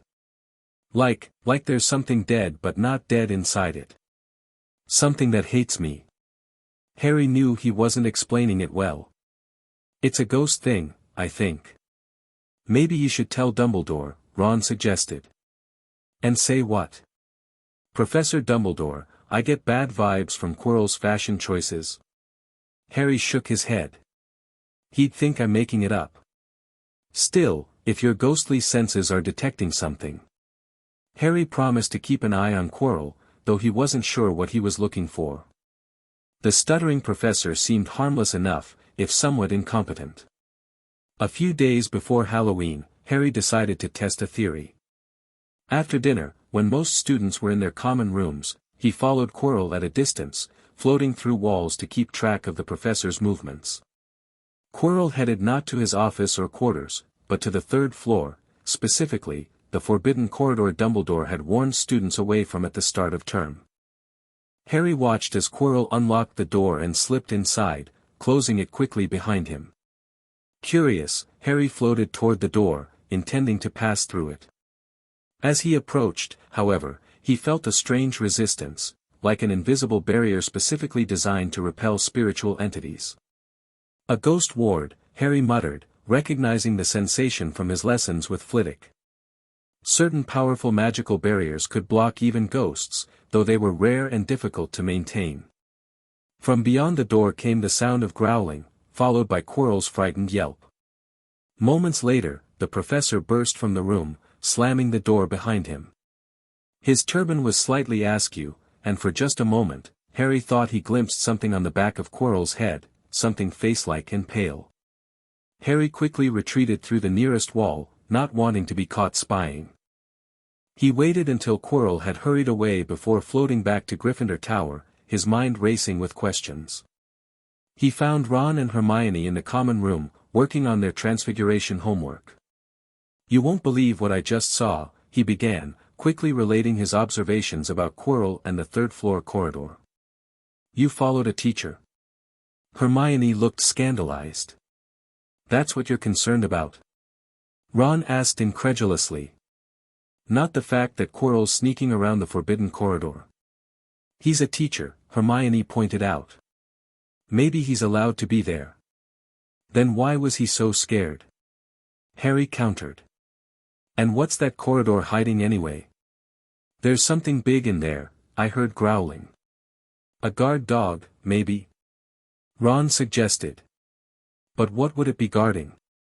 Hermione wondered, her curiosity finally overcoming her reluctance to question a teacher's behavior. Something valuable, Harry said. Something someone might want to steal. Like what? Harry suddenly remembered something Hagrid had mentioned during their first meeting. The Gringotts break-in. Remember? It was in the Daily Prophet. Someone tried to rob a high-security vault, but the object had been removed earlier that day.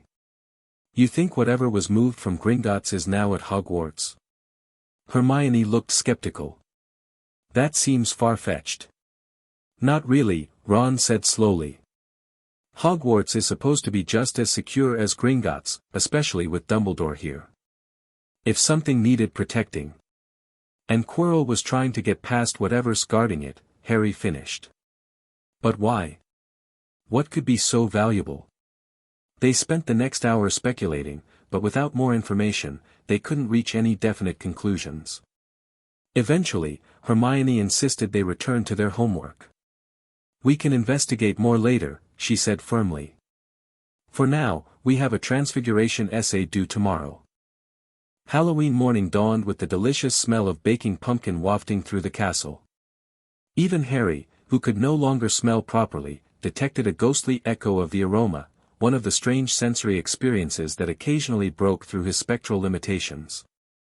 In Charms class, Professor Flitwick announced they were ready to start making objects fly, something the students had been eager to try since watching him make Neville's toad zoom around the classroom. Now, don't forget that nice wrist movement we've been practicing, squeaked Professor Flitwick, perched atop his pile of books. Swish and flick, remember, swish and flick. And saying the magic words properly is very important, too. Harry, who couldn't participate directly, watched as his classmates were paired up to practice.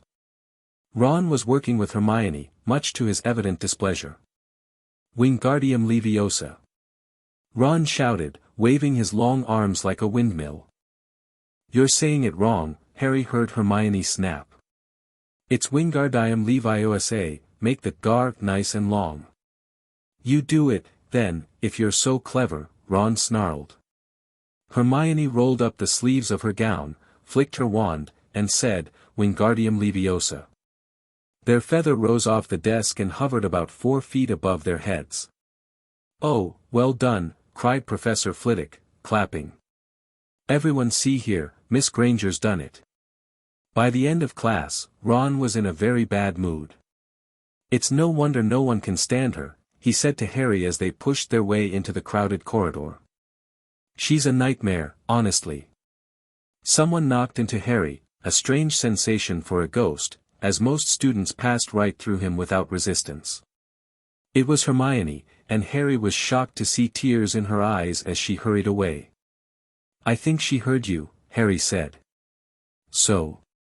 Ron looked uncomfortable. She must have noticed she's got no friends. That's not true, Harry protested. I'm her friend. And you are too, even if you're being a prat right now. Ron had the grace to look ashamed. I'm just frustrated. She always makes everything look so easy. She works really hard, Ron. And she's been a huge help with my ghost research. I know. Ron sighed. I'll apologize later. Hermione didn't turn up for the next class, however, nor was she seen all afternoon. On their way to the Halloween feast, Harry and Ron overheard Parvati Patil telling her friend Lavender that Hermione was crying in the girls' bathroom and wanted to be left alone. Ron looked even more uncomfortable at this news, but the moment they entered the Great Hall, the Halloween decorations drove Hermione temporarily from their minds. 1,000 live bats fluttered from the walls and ceiling while 1,000 more swooped over the tables in low black clouds. The feast appeared suddenly on golden plates, just as it had at the start of term banquet. Harry floated near the Gryffindor table, watching wistfully as his housemates tucked into the delicious food. Despite his ability to possess Ron or Hermione for practical lessons, he hadn't been permitted to do so for meals. McGonagall felt it would be an inappropriate use of the ability. You're not missing much, Ron said, noticing Harry's longing expression. The pumpkin pasties are a bit dry this year. Liar, Harry replied with a smile. I can see you're on your 3rd helping.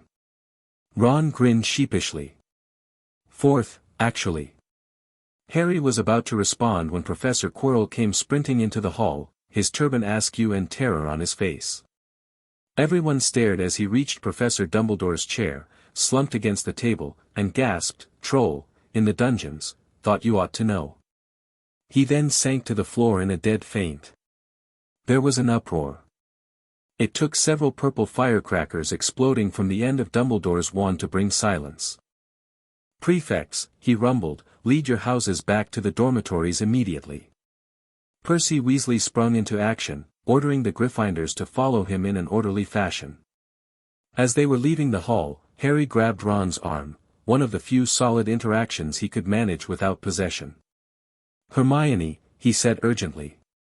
She doesn't know about the troll.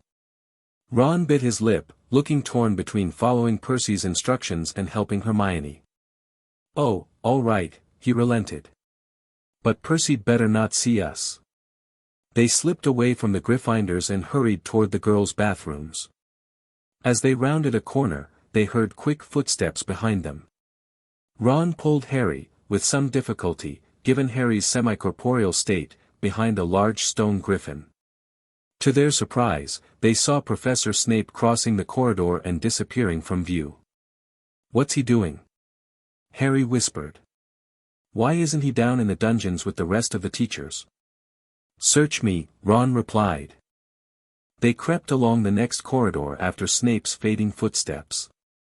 He's heading for the 3rd floor, Harry realized aloud. The Forbidden Corridor.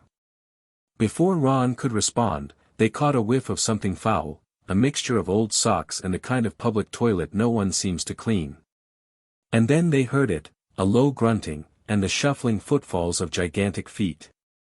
Ron pointed at the end of a passage to the left, where they could see something huge moving toward them. They shrank into the shadows and watched as it emerged into a patch of moonlight. It was a horrible sight. 12 feet tall, its skin a dull, granite gray, its great lumpy body like a boulder with its small bald head perched on top like a coconut. It had short legs thick as tree trunks with flat, horny feet. The smell coming from it was incredible. It was holding a huge wooden club, which dragged along the floor because its arms were so long.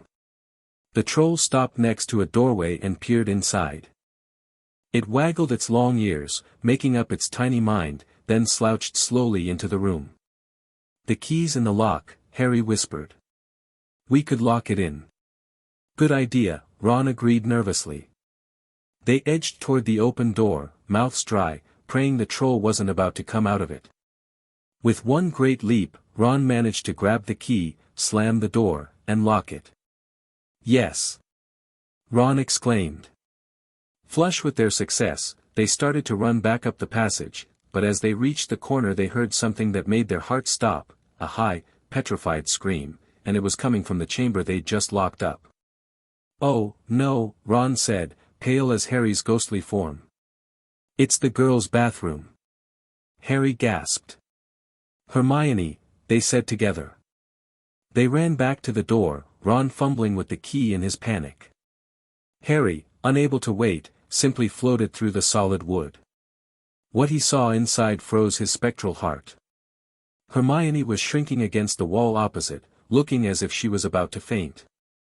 The troll was advancing on her, knocking sinks off the walls as it went.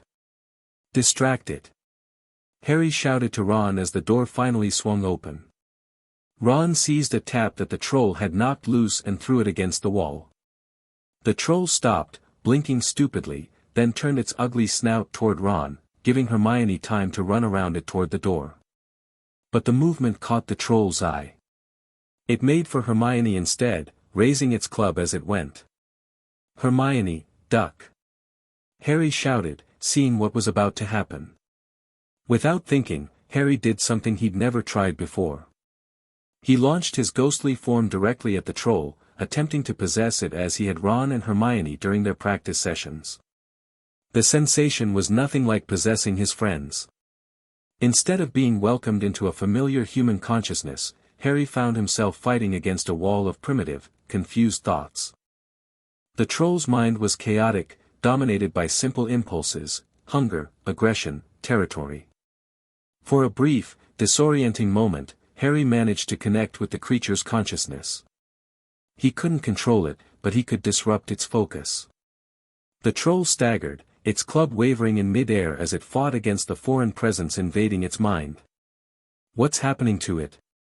Ron shouted, seeing the troll's confusion. Harry couldn't answer. Maintaining even this tenuous connection with the troll's hostile consciousness was draining him rapidly. He could feel his ghostly form weakening, dispersing.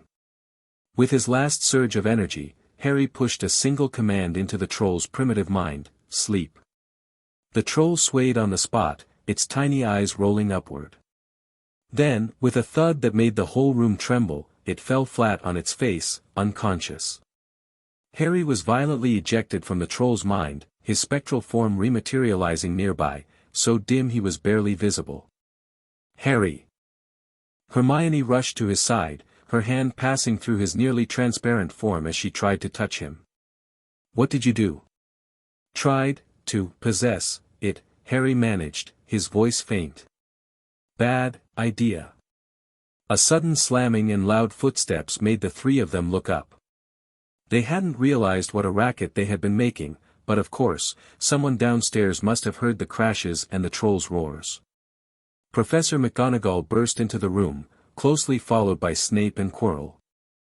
Quirrell took one look at the troll, let out a faint whimper, and sat quickly down on a toilet, clutching his heart. Snape bent over the troll, while McGonagall looked at Ron and Hermione with a furious expression.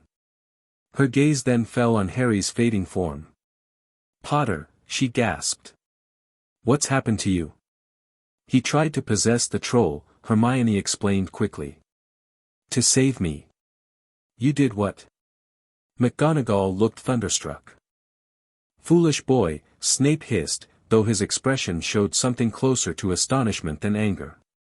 Attempting to merge with a creature of such limited intelligence and hostile nature. You might have been permanently dispersed. What were you thinking? McGonagall demanded, though her voice had softened with concern. Mr. Potter, we specifically discussed the dangers of unauthorized possession. No, time. Harry's voice was growing fainter. Had to, help. McGonagall's expression shifted from anger to concern. We need to get him to the hospital wing immediately. Severus, can you? I am aware of what's needed, Snape cut her off, already pulling various vials from his robes. He unstoppered one containing a silvery, mist-like substance and directed it toward Harry's fading form. This spiritual restorative should stabilize him temporarily. The silvery mist enveloped Harry's ghost, and gradually his form began to solidify slightly, though he remained much dimmer than usual. Miss Granger, Mr. Weasley, explain yourselves, McGonagall demanded while Snape continued treating Harry. Hermione took a deep breath. It's my fault, Professor McGonagall. I went looking for the troll because I thought I could deal with it on my own, you know, because I've read all about them. Ron dropped his wand in surprise. Hermione Granger, telling a downright lie to a teacher. If Ron and Harry hadn't found me, I'd be dead now. Harry tried to distract it by doing whatever he did, and Ron knocked it out with its own club. They didn't have time to fetch anyone. It was about to finish me off when they arrived. Well, in that case. McGonagall said, staring at the three of them. Miss Granger, you foolish girl, how could you think of tackling a mountain troll on your own? Hermione hung her head. McGonagall turned to Ron and the now slightly more visible Harry. Mr. Potter, Mr. Weasley, while your intentions were noble, your actions were incredibly dangerous. Mr. Potter, attempting to possess a troll could have destroyed your spiritual form completely. I didn't think, Harry admitted, his voice a little stronger. Just acted. That much is evident, Snape said dryly, though without his usual malice. The restorative is working, but he'll need more substantial treatment. And rest. Can ghosts rest? Ron asked uncertainly. Spiritual recuperation, Snape clarified with a slight eye roll. He must remain in a calm, magic-rich environment to regenerate his spectral energy. McGonagall nodded. 5 points will be taken from Gryffindor for Miss Granger's serious lack of judgment. As for you, Mr. Potter and Mr. Weasley, well, not many first years could take on a full-grown mountain troll and live to tell the tale. 5 points will be awarded to each of you for sheer dumb luck. She turned to Snape. Severus, can you manage Mr. Potter's care? I'll escort these two back to Gryffindor Tower. Students are finishing the feast in their houses. Snape nodded curtly. Potter, follow me. Move slowly to conserve your energy. As Ron and Hermione left with Professor McGonagall, they cast worried glances back at Harry, who gave them a weak smile before following Snape out through the opposite wall. Snape led Harry to his office in the dungeons, moving at a deliberately slow pace to accommodate Harry's weakened state. Inside, the walls were lined with shelves of strange ingredients and potions, giving the room an eerie, almost otherworldly atmosphere. Sit, Snape commanded, gesturing to a space in front of his desk. When Harry gave him a confused look, he clarified, hover in place, then. Conserve your energy. Harry complied, watching as Snape retrieved several more vials and a strange silver device that looked something like a miniature windmill. What you did was incredibly foolish, Snape said as he worked. Attempting to possess a being with a fundamentally different consciousness from your own, without preparation or supervision. I had to help Hermione, Harry replied weakly. Noble intentions do not excuse reckless actions, Snape countered, though without his usual venom. Your ghost form nearly dissipated completely. Do you understand what that means? Harry shook his head.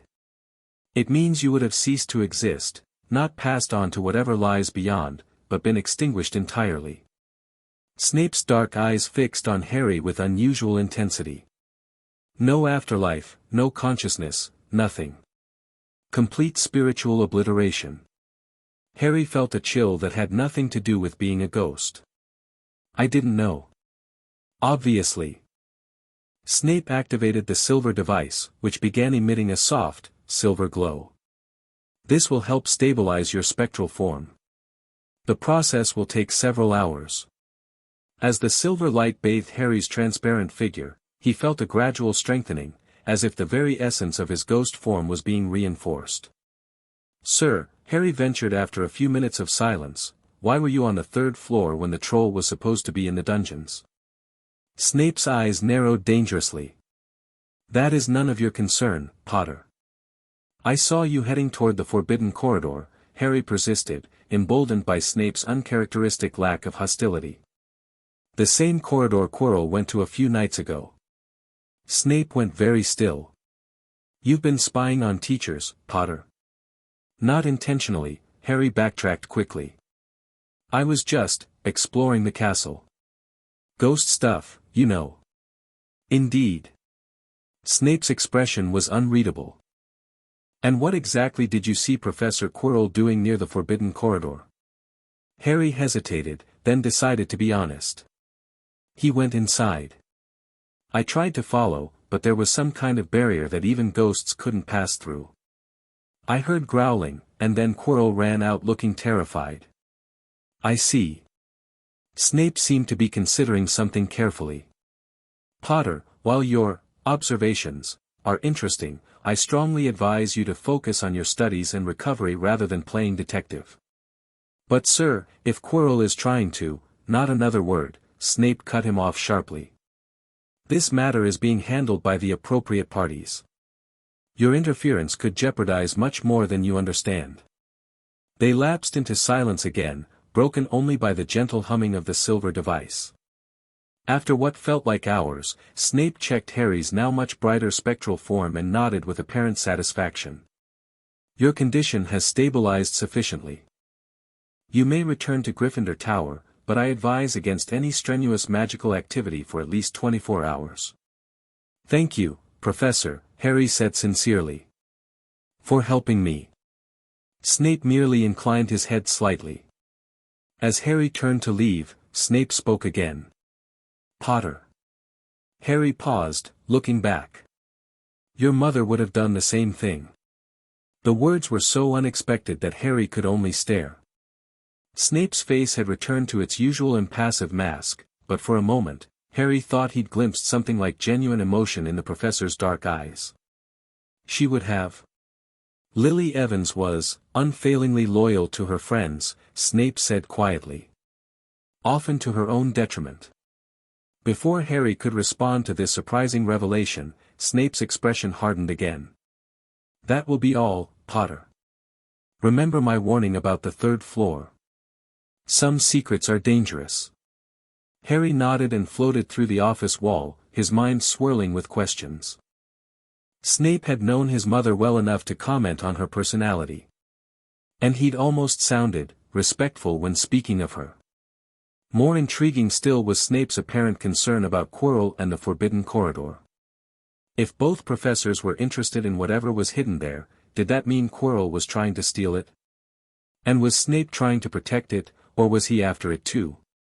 When Harry returned to Gryffindor Tower, he found Ron and Hermione waiting anxiously in the empty common room, having saved him a plate of food out of habit before remembering he couldn't eat. Harry! Hermione exclaimed when he floated through the portrait hole. You look much better. Snape fixed you up, then? Ron asked, sounding impressed despite himself. Yeah, Harry confirmed, settling into a hovering position near them. He has this weird silver device that restores spectral energy. Fascinating, Hermione breathed. I wonder how it works. I haven't found anything like that in my ghost research. Probably dark magic, Ron suggested. It is Snape, after all. Harry wasn't so sure anymore. He was almost decent tonight. He even told me something about my mum. Your mum? Hermione and Ron asked in unison. Harry nodded, relating Snape's surprising comment about Lily Evans. That's unexpected, Hermione said thoughtfully. Perhaps they knew each other at Hogwarts.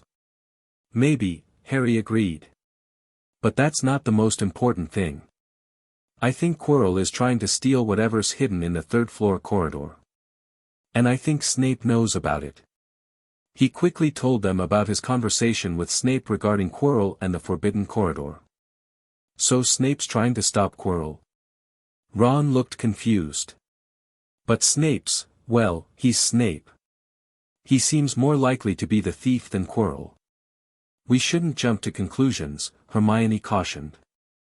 But whatever's in that corridor must be incredibly valuable if it needs such heavy protection. A guard dog, ghost-repelling barriers. And Dumbledore's warning at the start of term, Harry added. He said anyone who went there would die a very painful death. That's pretty serious. They fell silent, contemplating the mystery. By the way, Harry said finally, that was really brave, what you did, Hermione. Lying to McGonagall to keep us out of trouble. Hermione blushed. Well, you two did save me from the troll. And I was only in danger because... She trailed off, looking at Ron. Because I was a prat, Ron finished for her. I'm sorry, Hermione. I didn't mean what I said earlier. It's okay, Hermione said with a small smile. Friends? Friends, Ron confirmed. All three of us. From that moment on, Hermione Granger became their firm friend. There are some things you can't share without ending up liking each other, and knocking out a 12-foot mountain troll with some impromptu ghost possession is one of them. As November arrived, bringing with it bitterly cold weather and the start of the Quidditch season, Harry's spectral abilities continued to develop. The troll incident, while nearly disastrous, had taught him valuable lessons about his limits and possibilities. During his special sessions with Flitwick and Snape, Harry now focused on more controlled forms of possession, learning to merge with willing subjects without overwhelming their consciousness. He discovered he could share control rather than taking over completely, allowing his host to maintain awareness while he guided their movements. It's like having a really good teacher guide your hand, Hermione described after one such session. I could feel what you were doing, but it didn't feel invasive. This technique proved especially valuable during potions classes, where Harry could assist Hermione with particularly delicate brewing steps without completely possessing her. The mystery of the third-floor corridor remained unsolved, despite their speculations. Harry had taken Snape's warning seriously and avoided spying on Quirrell, though he remained convinced the stuttering professor was up to something sinister. I still get that weird feeling whenever I'm near his turban, Harry told Ron and Hermione one evening as they sat in the library researching famous magical artifacts. Like there's something evil inside it. Maybe he's hiding something under there. Ron suggested. A second head, or a third eye, or something. Don't be ridiculous, Ron, Hermione sighed, though she looked thoughtful. But there is something odd about Professor Quirrell. He's supposed to be the defense against the dark arts teacher, but he seems afraid of his own shadow. Their research into what might be hidden in the Forbidden Corridor had yielded few results. Without more specific information, they were left to speculate about valuable magical items that might need Hogwarts-level protection. The first Quidditch match of the season, Gryffindor vs. Slytherin, provided a welcome distraction from these mysteries. Though Harry couldn't participate, spectral players not being permitted in official matches, he developed a keen interest in the sport. On the morning of the match, Harry floated alongside his friends as they made their way down to the Quidditch pitch. The day was bright but cold, perfect conditions for the game. I wish I could play, Harry sighed as they found seats in the Gryffindor section. Flying comes so naturally to me now. Maybe there could be a ghost league, Ron suggested, only half joking. The Headless Horseman versus the Bloody Barons. Harry laughed, picturing it. Sir Nicholas would make a terrible keeper, the quaffle would go right through him. As the teams marched onto the field, Harry spotted a banner some of his housemates had made, "Potters with us in spirit," complete with a crudely drawn ghost that bore a passing resemblance to Harry. "That's thoughtful," Harry said, touched by the gesture despite the terrible pun. The match began, with Lee Jordan providing colorful commentary from the teachers' stands. Gryffindor took an early lead, but the Slytherin team's aggressive tactics soon began to turn the tide. Halfway through the game, Harry noticed something odd about one of the Gryffindor players. Their seeker, a third-year named Davies, suddenly seemed to be having trouble controlling his broom. It jerked and twitched, climbing higher and higher away from the game. "What's happening to Davies?" Harry asked, alarmed. Hermione grabbed a pair of binoculars from Neville and scanned the crowd. "Look at Quirrell," she hissed. "He's staring at Davies and muttering, 'I think he's jinxing the broom.'" Harry looked toward the teacher's stands and saw Quirrell, his gaze fixed on the struggling seeker, his lips moving rapidly. "We have to stop him," Ron whispered. "Leave it to me," Hermione said, already moving. "Keep an eye on Davies." As Hermione disappeared into the crowd, Harry watched Davies with increasing alarm. The broom was now rolling over and over, with the seeker barely managing to hold on. "Can't you do something?" Ron asked desperately. "Some ghost thing?" Harry hesitated. After the troll incident, he'd been warned against attempting risky spectral magic. But if Davies fell from that height? "I'll try something," he decided. "Keep watching for Hermione." Harry focused his energy and launched himself upward, speeding toward the endangered seeker. As he approached, he could feel the malevolent magic affecting the broom, a dark, twisting energy that felt sickeningly familiar. "It's the same feeling I get from Quirrell's turban," Harry realized. Remembering his lessons with Snape, Harry concentrated on creating a spectral buffer, a shield of ghost energy that might disrupt the curse. He enveloped Davies and the broom in a cold, misty aura, focusing all his will on neutralizing the outside influence. For a moment, it seemed to work. The broom's violent movements slowed, and Davies regained enough control to steady himself.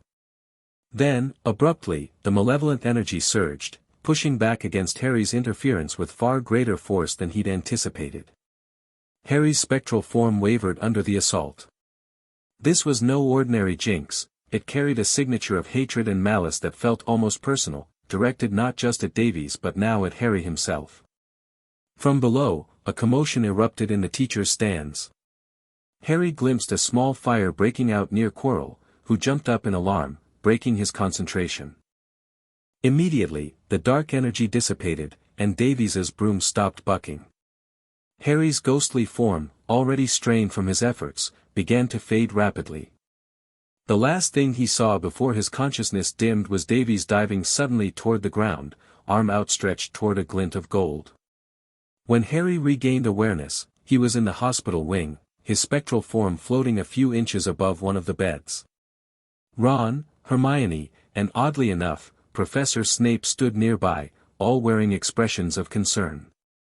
"He's reforming," Snape observed, his tone clinical. "The restoration potion worked." "Harry!" Hermione exclaimed, noticing his eyes open. "You're back." "What happened?" Harry asked, his voice echoing strangely even to his own ears. "You overextended yourself again," Snape said sharply. "Attempting to counter dark magic with untrained spectral energy. Nearly as foolish as possessing a troll." Davies was in trouble, Harry protested weakly. "And Miss Granger had already implemented an effective countermeasure," Snape countered. "Your heroics were unnecessary and nearly resulted in your permanent dispersal." Ron stepped forward.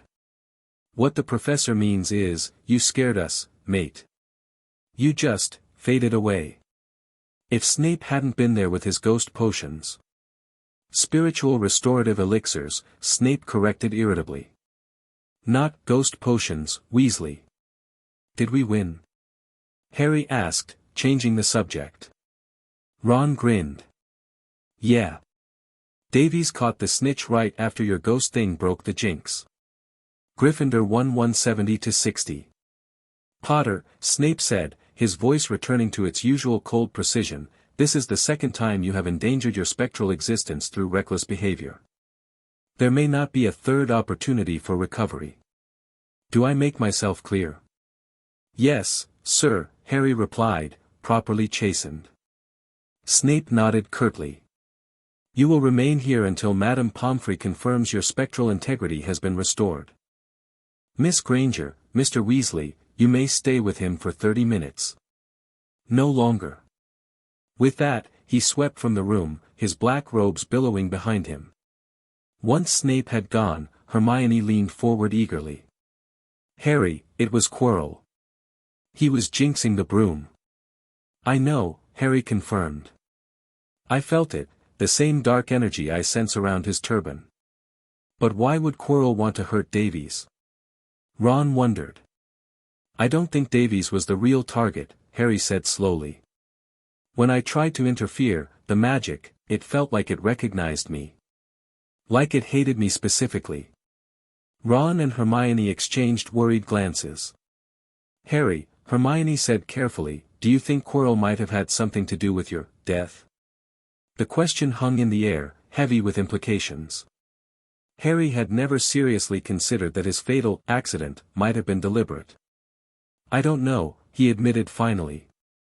The car crash seemed so Muggle. Just a regular accident. Except you mentioned a man in a cloak standing in the road, Hermione reminded him. That could have been a wizard causing the crash. But why? Ron asked. Why would Quirrell want Harry dead before he even came to Hogwarts? Maybe not Quirrell himself, Harry said, a disturbing thought forming. What if it's whatever's in his turban? It feels evil. Ancient. Hermione gasped. Harry, you don't think it couldn't be? You know who? Ron paled. That's mental. You know who is gone. Dead. Is he, though? Harry countered. Hagrid said they never found his body. What if he's not dead but something else? Something between life and death, like me, but different. That's. Hermione faltered. That's terrifying. We need to talk to Hagrid, Harry decided. He might know more about what's being guarded in the third-floor corridor. If it's something Voldemort, Ron winced at the name, wants badly enough to infiltrate Hogwarts, it must be incredibly powerful. They agreed to visit Hagrid as soon as Harry was released from the hospital wing. When Madame Pomfrey finally declared his ectoplasmic readings normal the next day, they headed straight for the gamekeeper's hut on the edge of the Forbidden Forest. Hagrid greeted them warmly, though his beetle-black eyes widened with concern when he saw Harry's still slightly dimmed appearance. Heard ya had another close call, he said, ushering them inside. Ya gotta be more careful, Harry. Ghost or not, ya can still be hurt. That's actually related to why we're here, Harry said as they settled around Hagrid's enormous table. Hagrid, what's being guarded in the third-floor corridor? Hagrid dropped the teapot he was holding. How do you know about that? We think Professor Quirrell is trying to steal it, Hermione explained. Quirrell? Hagrid looked genuinely surprised. Why would ya think that? They told him about the jinxed broom, Harry's strange sensations around Quirrell's turban, and their suspicions about the forbidden corridor. Hagrid's expression grew increasingly troubled. You're meddlin' in things ya don't understand, he said finally. What's guarded in that corridor is strictly between Professor Dumbledore and Nicholas Flamel, aha, said Harry. So there's someone called Nicholas Flamel involved, is there? Hagrid looked furious with himself. Forget I said that. That's top secret, that is. But if Quirrell is trying to steal it, Ron began. Codswallop, Hagrid interrupted. Professor Quirrell is a Hogwarts teacher. He'd do nothing of the sort. Then why did he try to jinx Davies's broom? Hermione pressed. I don't know why that broom was actin' up, but I know Quirrell wouldn't try to kill a student. Now, listen to me, all three of ye, you're meddlin' in dangerous things. Forget that dog, and forget what it's garden. That's between Professor Dumbledore and Nicholas Flamel. It was clear they would get nothing more from Hagrid on the subject. As they walked back to the castle, Hermione looked thoughtful. Nicholas Flamel, she repeated. I know I've read that name somewhere. We'll check the library, Harry suggested. If he's famous enough to be working with Dumbledore, there must be books about him. For the next several weeks, they spent all their free time searching for references to Nicholas Flamel. Between classes, Harry's special training sessions, and regular homework, progress was slow. The library's vast collection yielded no immediate answers, and as December arrived, they were no closer to solving the mystery. Maybe we're looking in the wrong section, Ron suggested as they left the library empty-handed once again. Maybe Flamel's a dark wizard, and he's only mentioned in the restricted section. I doubt Dumbledore would be working with a dark wizard, Hermione said. But you might be right about the restricted section. The problem is getting access. I could float through the shelves at night, Harry offered. The librarian wouldn't know. That seems like cheating, Hermione frowned. It's research, not cheating, Harry countered.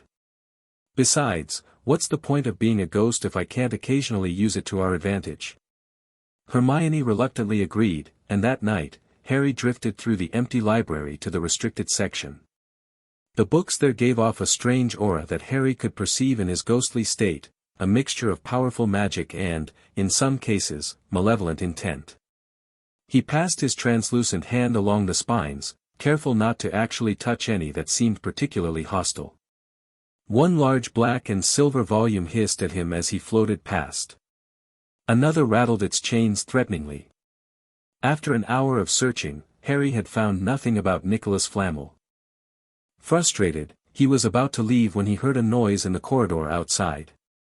Quickly, he phased through the nearest bookshelf, emerging in the main library just in time to see Filch entering with his cat, Mrs. Norris.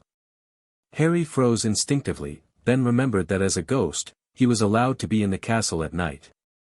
Still, something told him that Filch wouldn't appreciate finding anyone, living or dead, near the restricted section.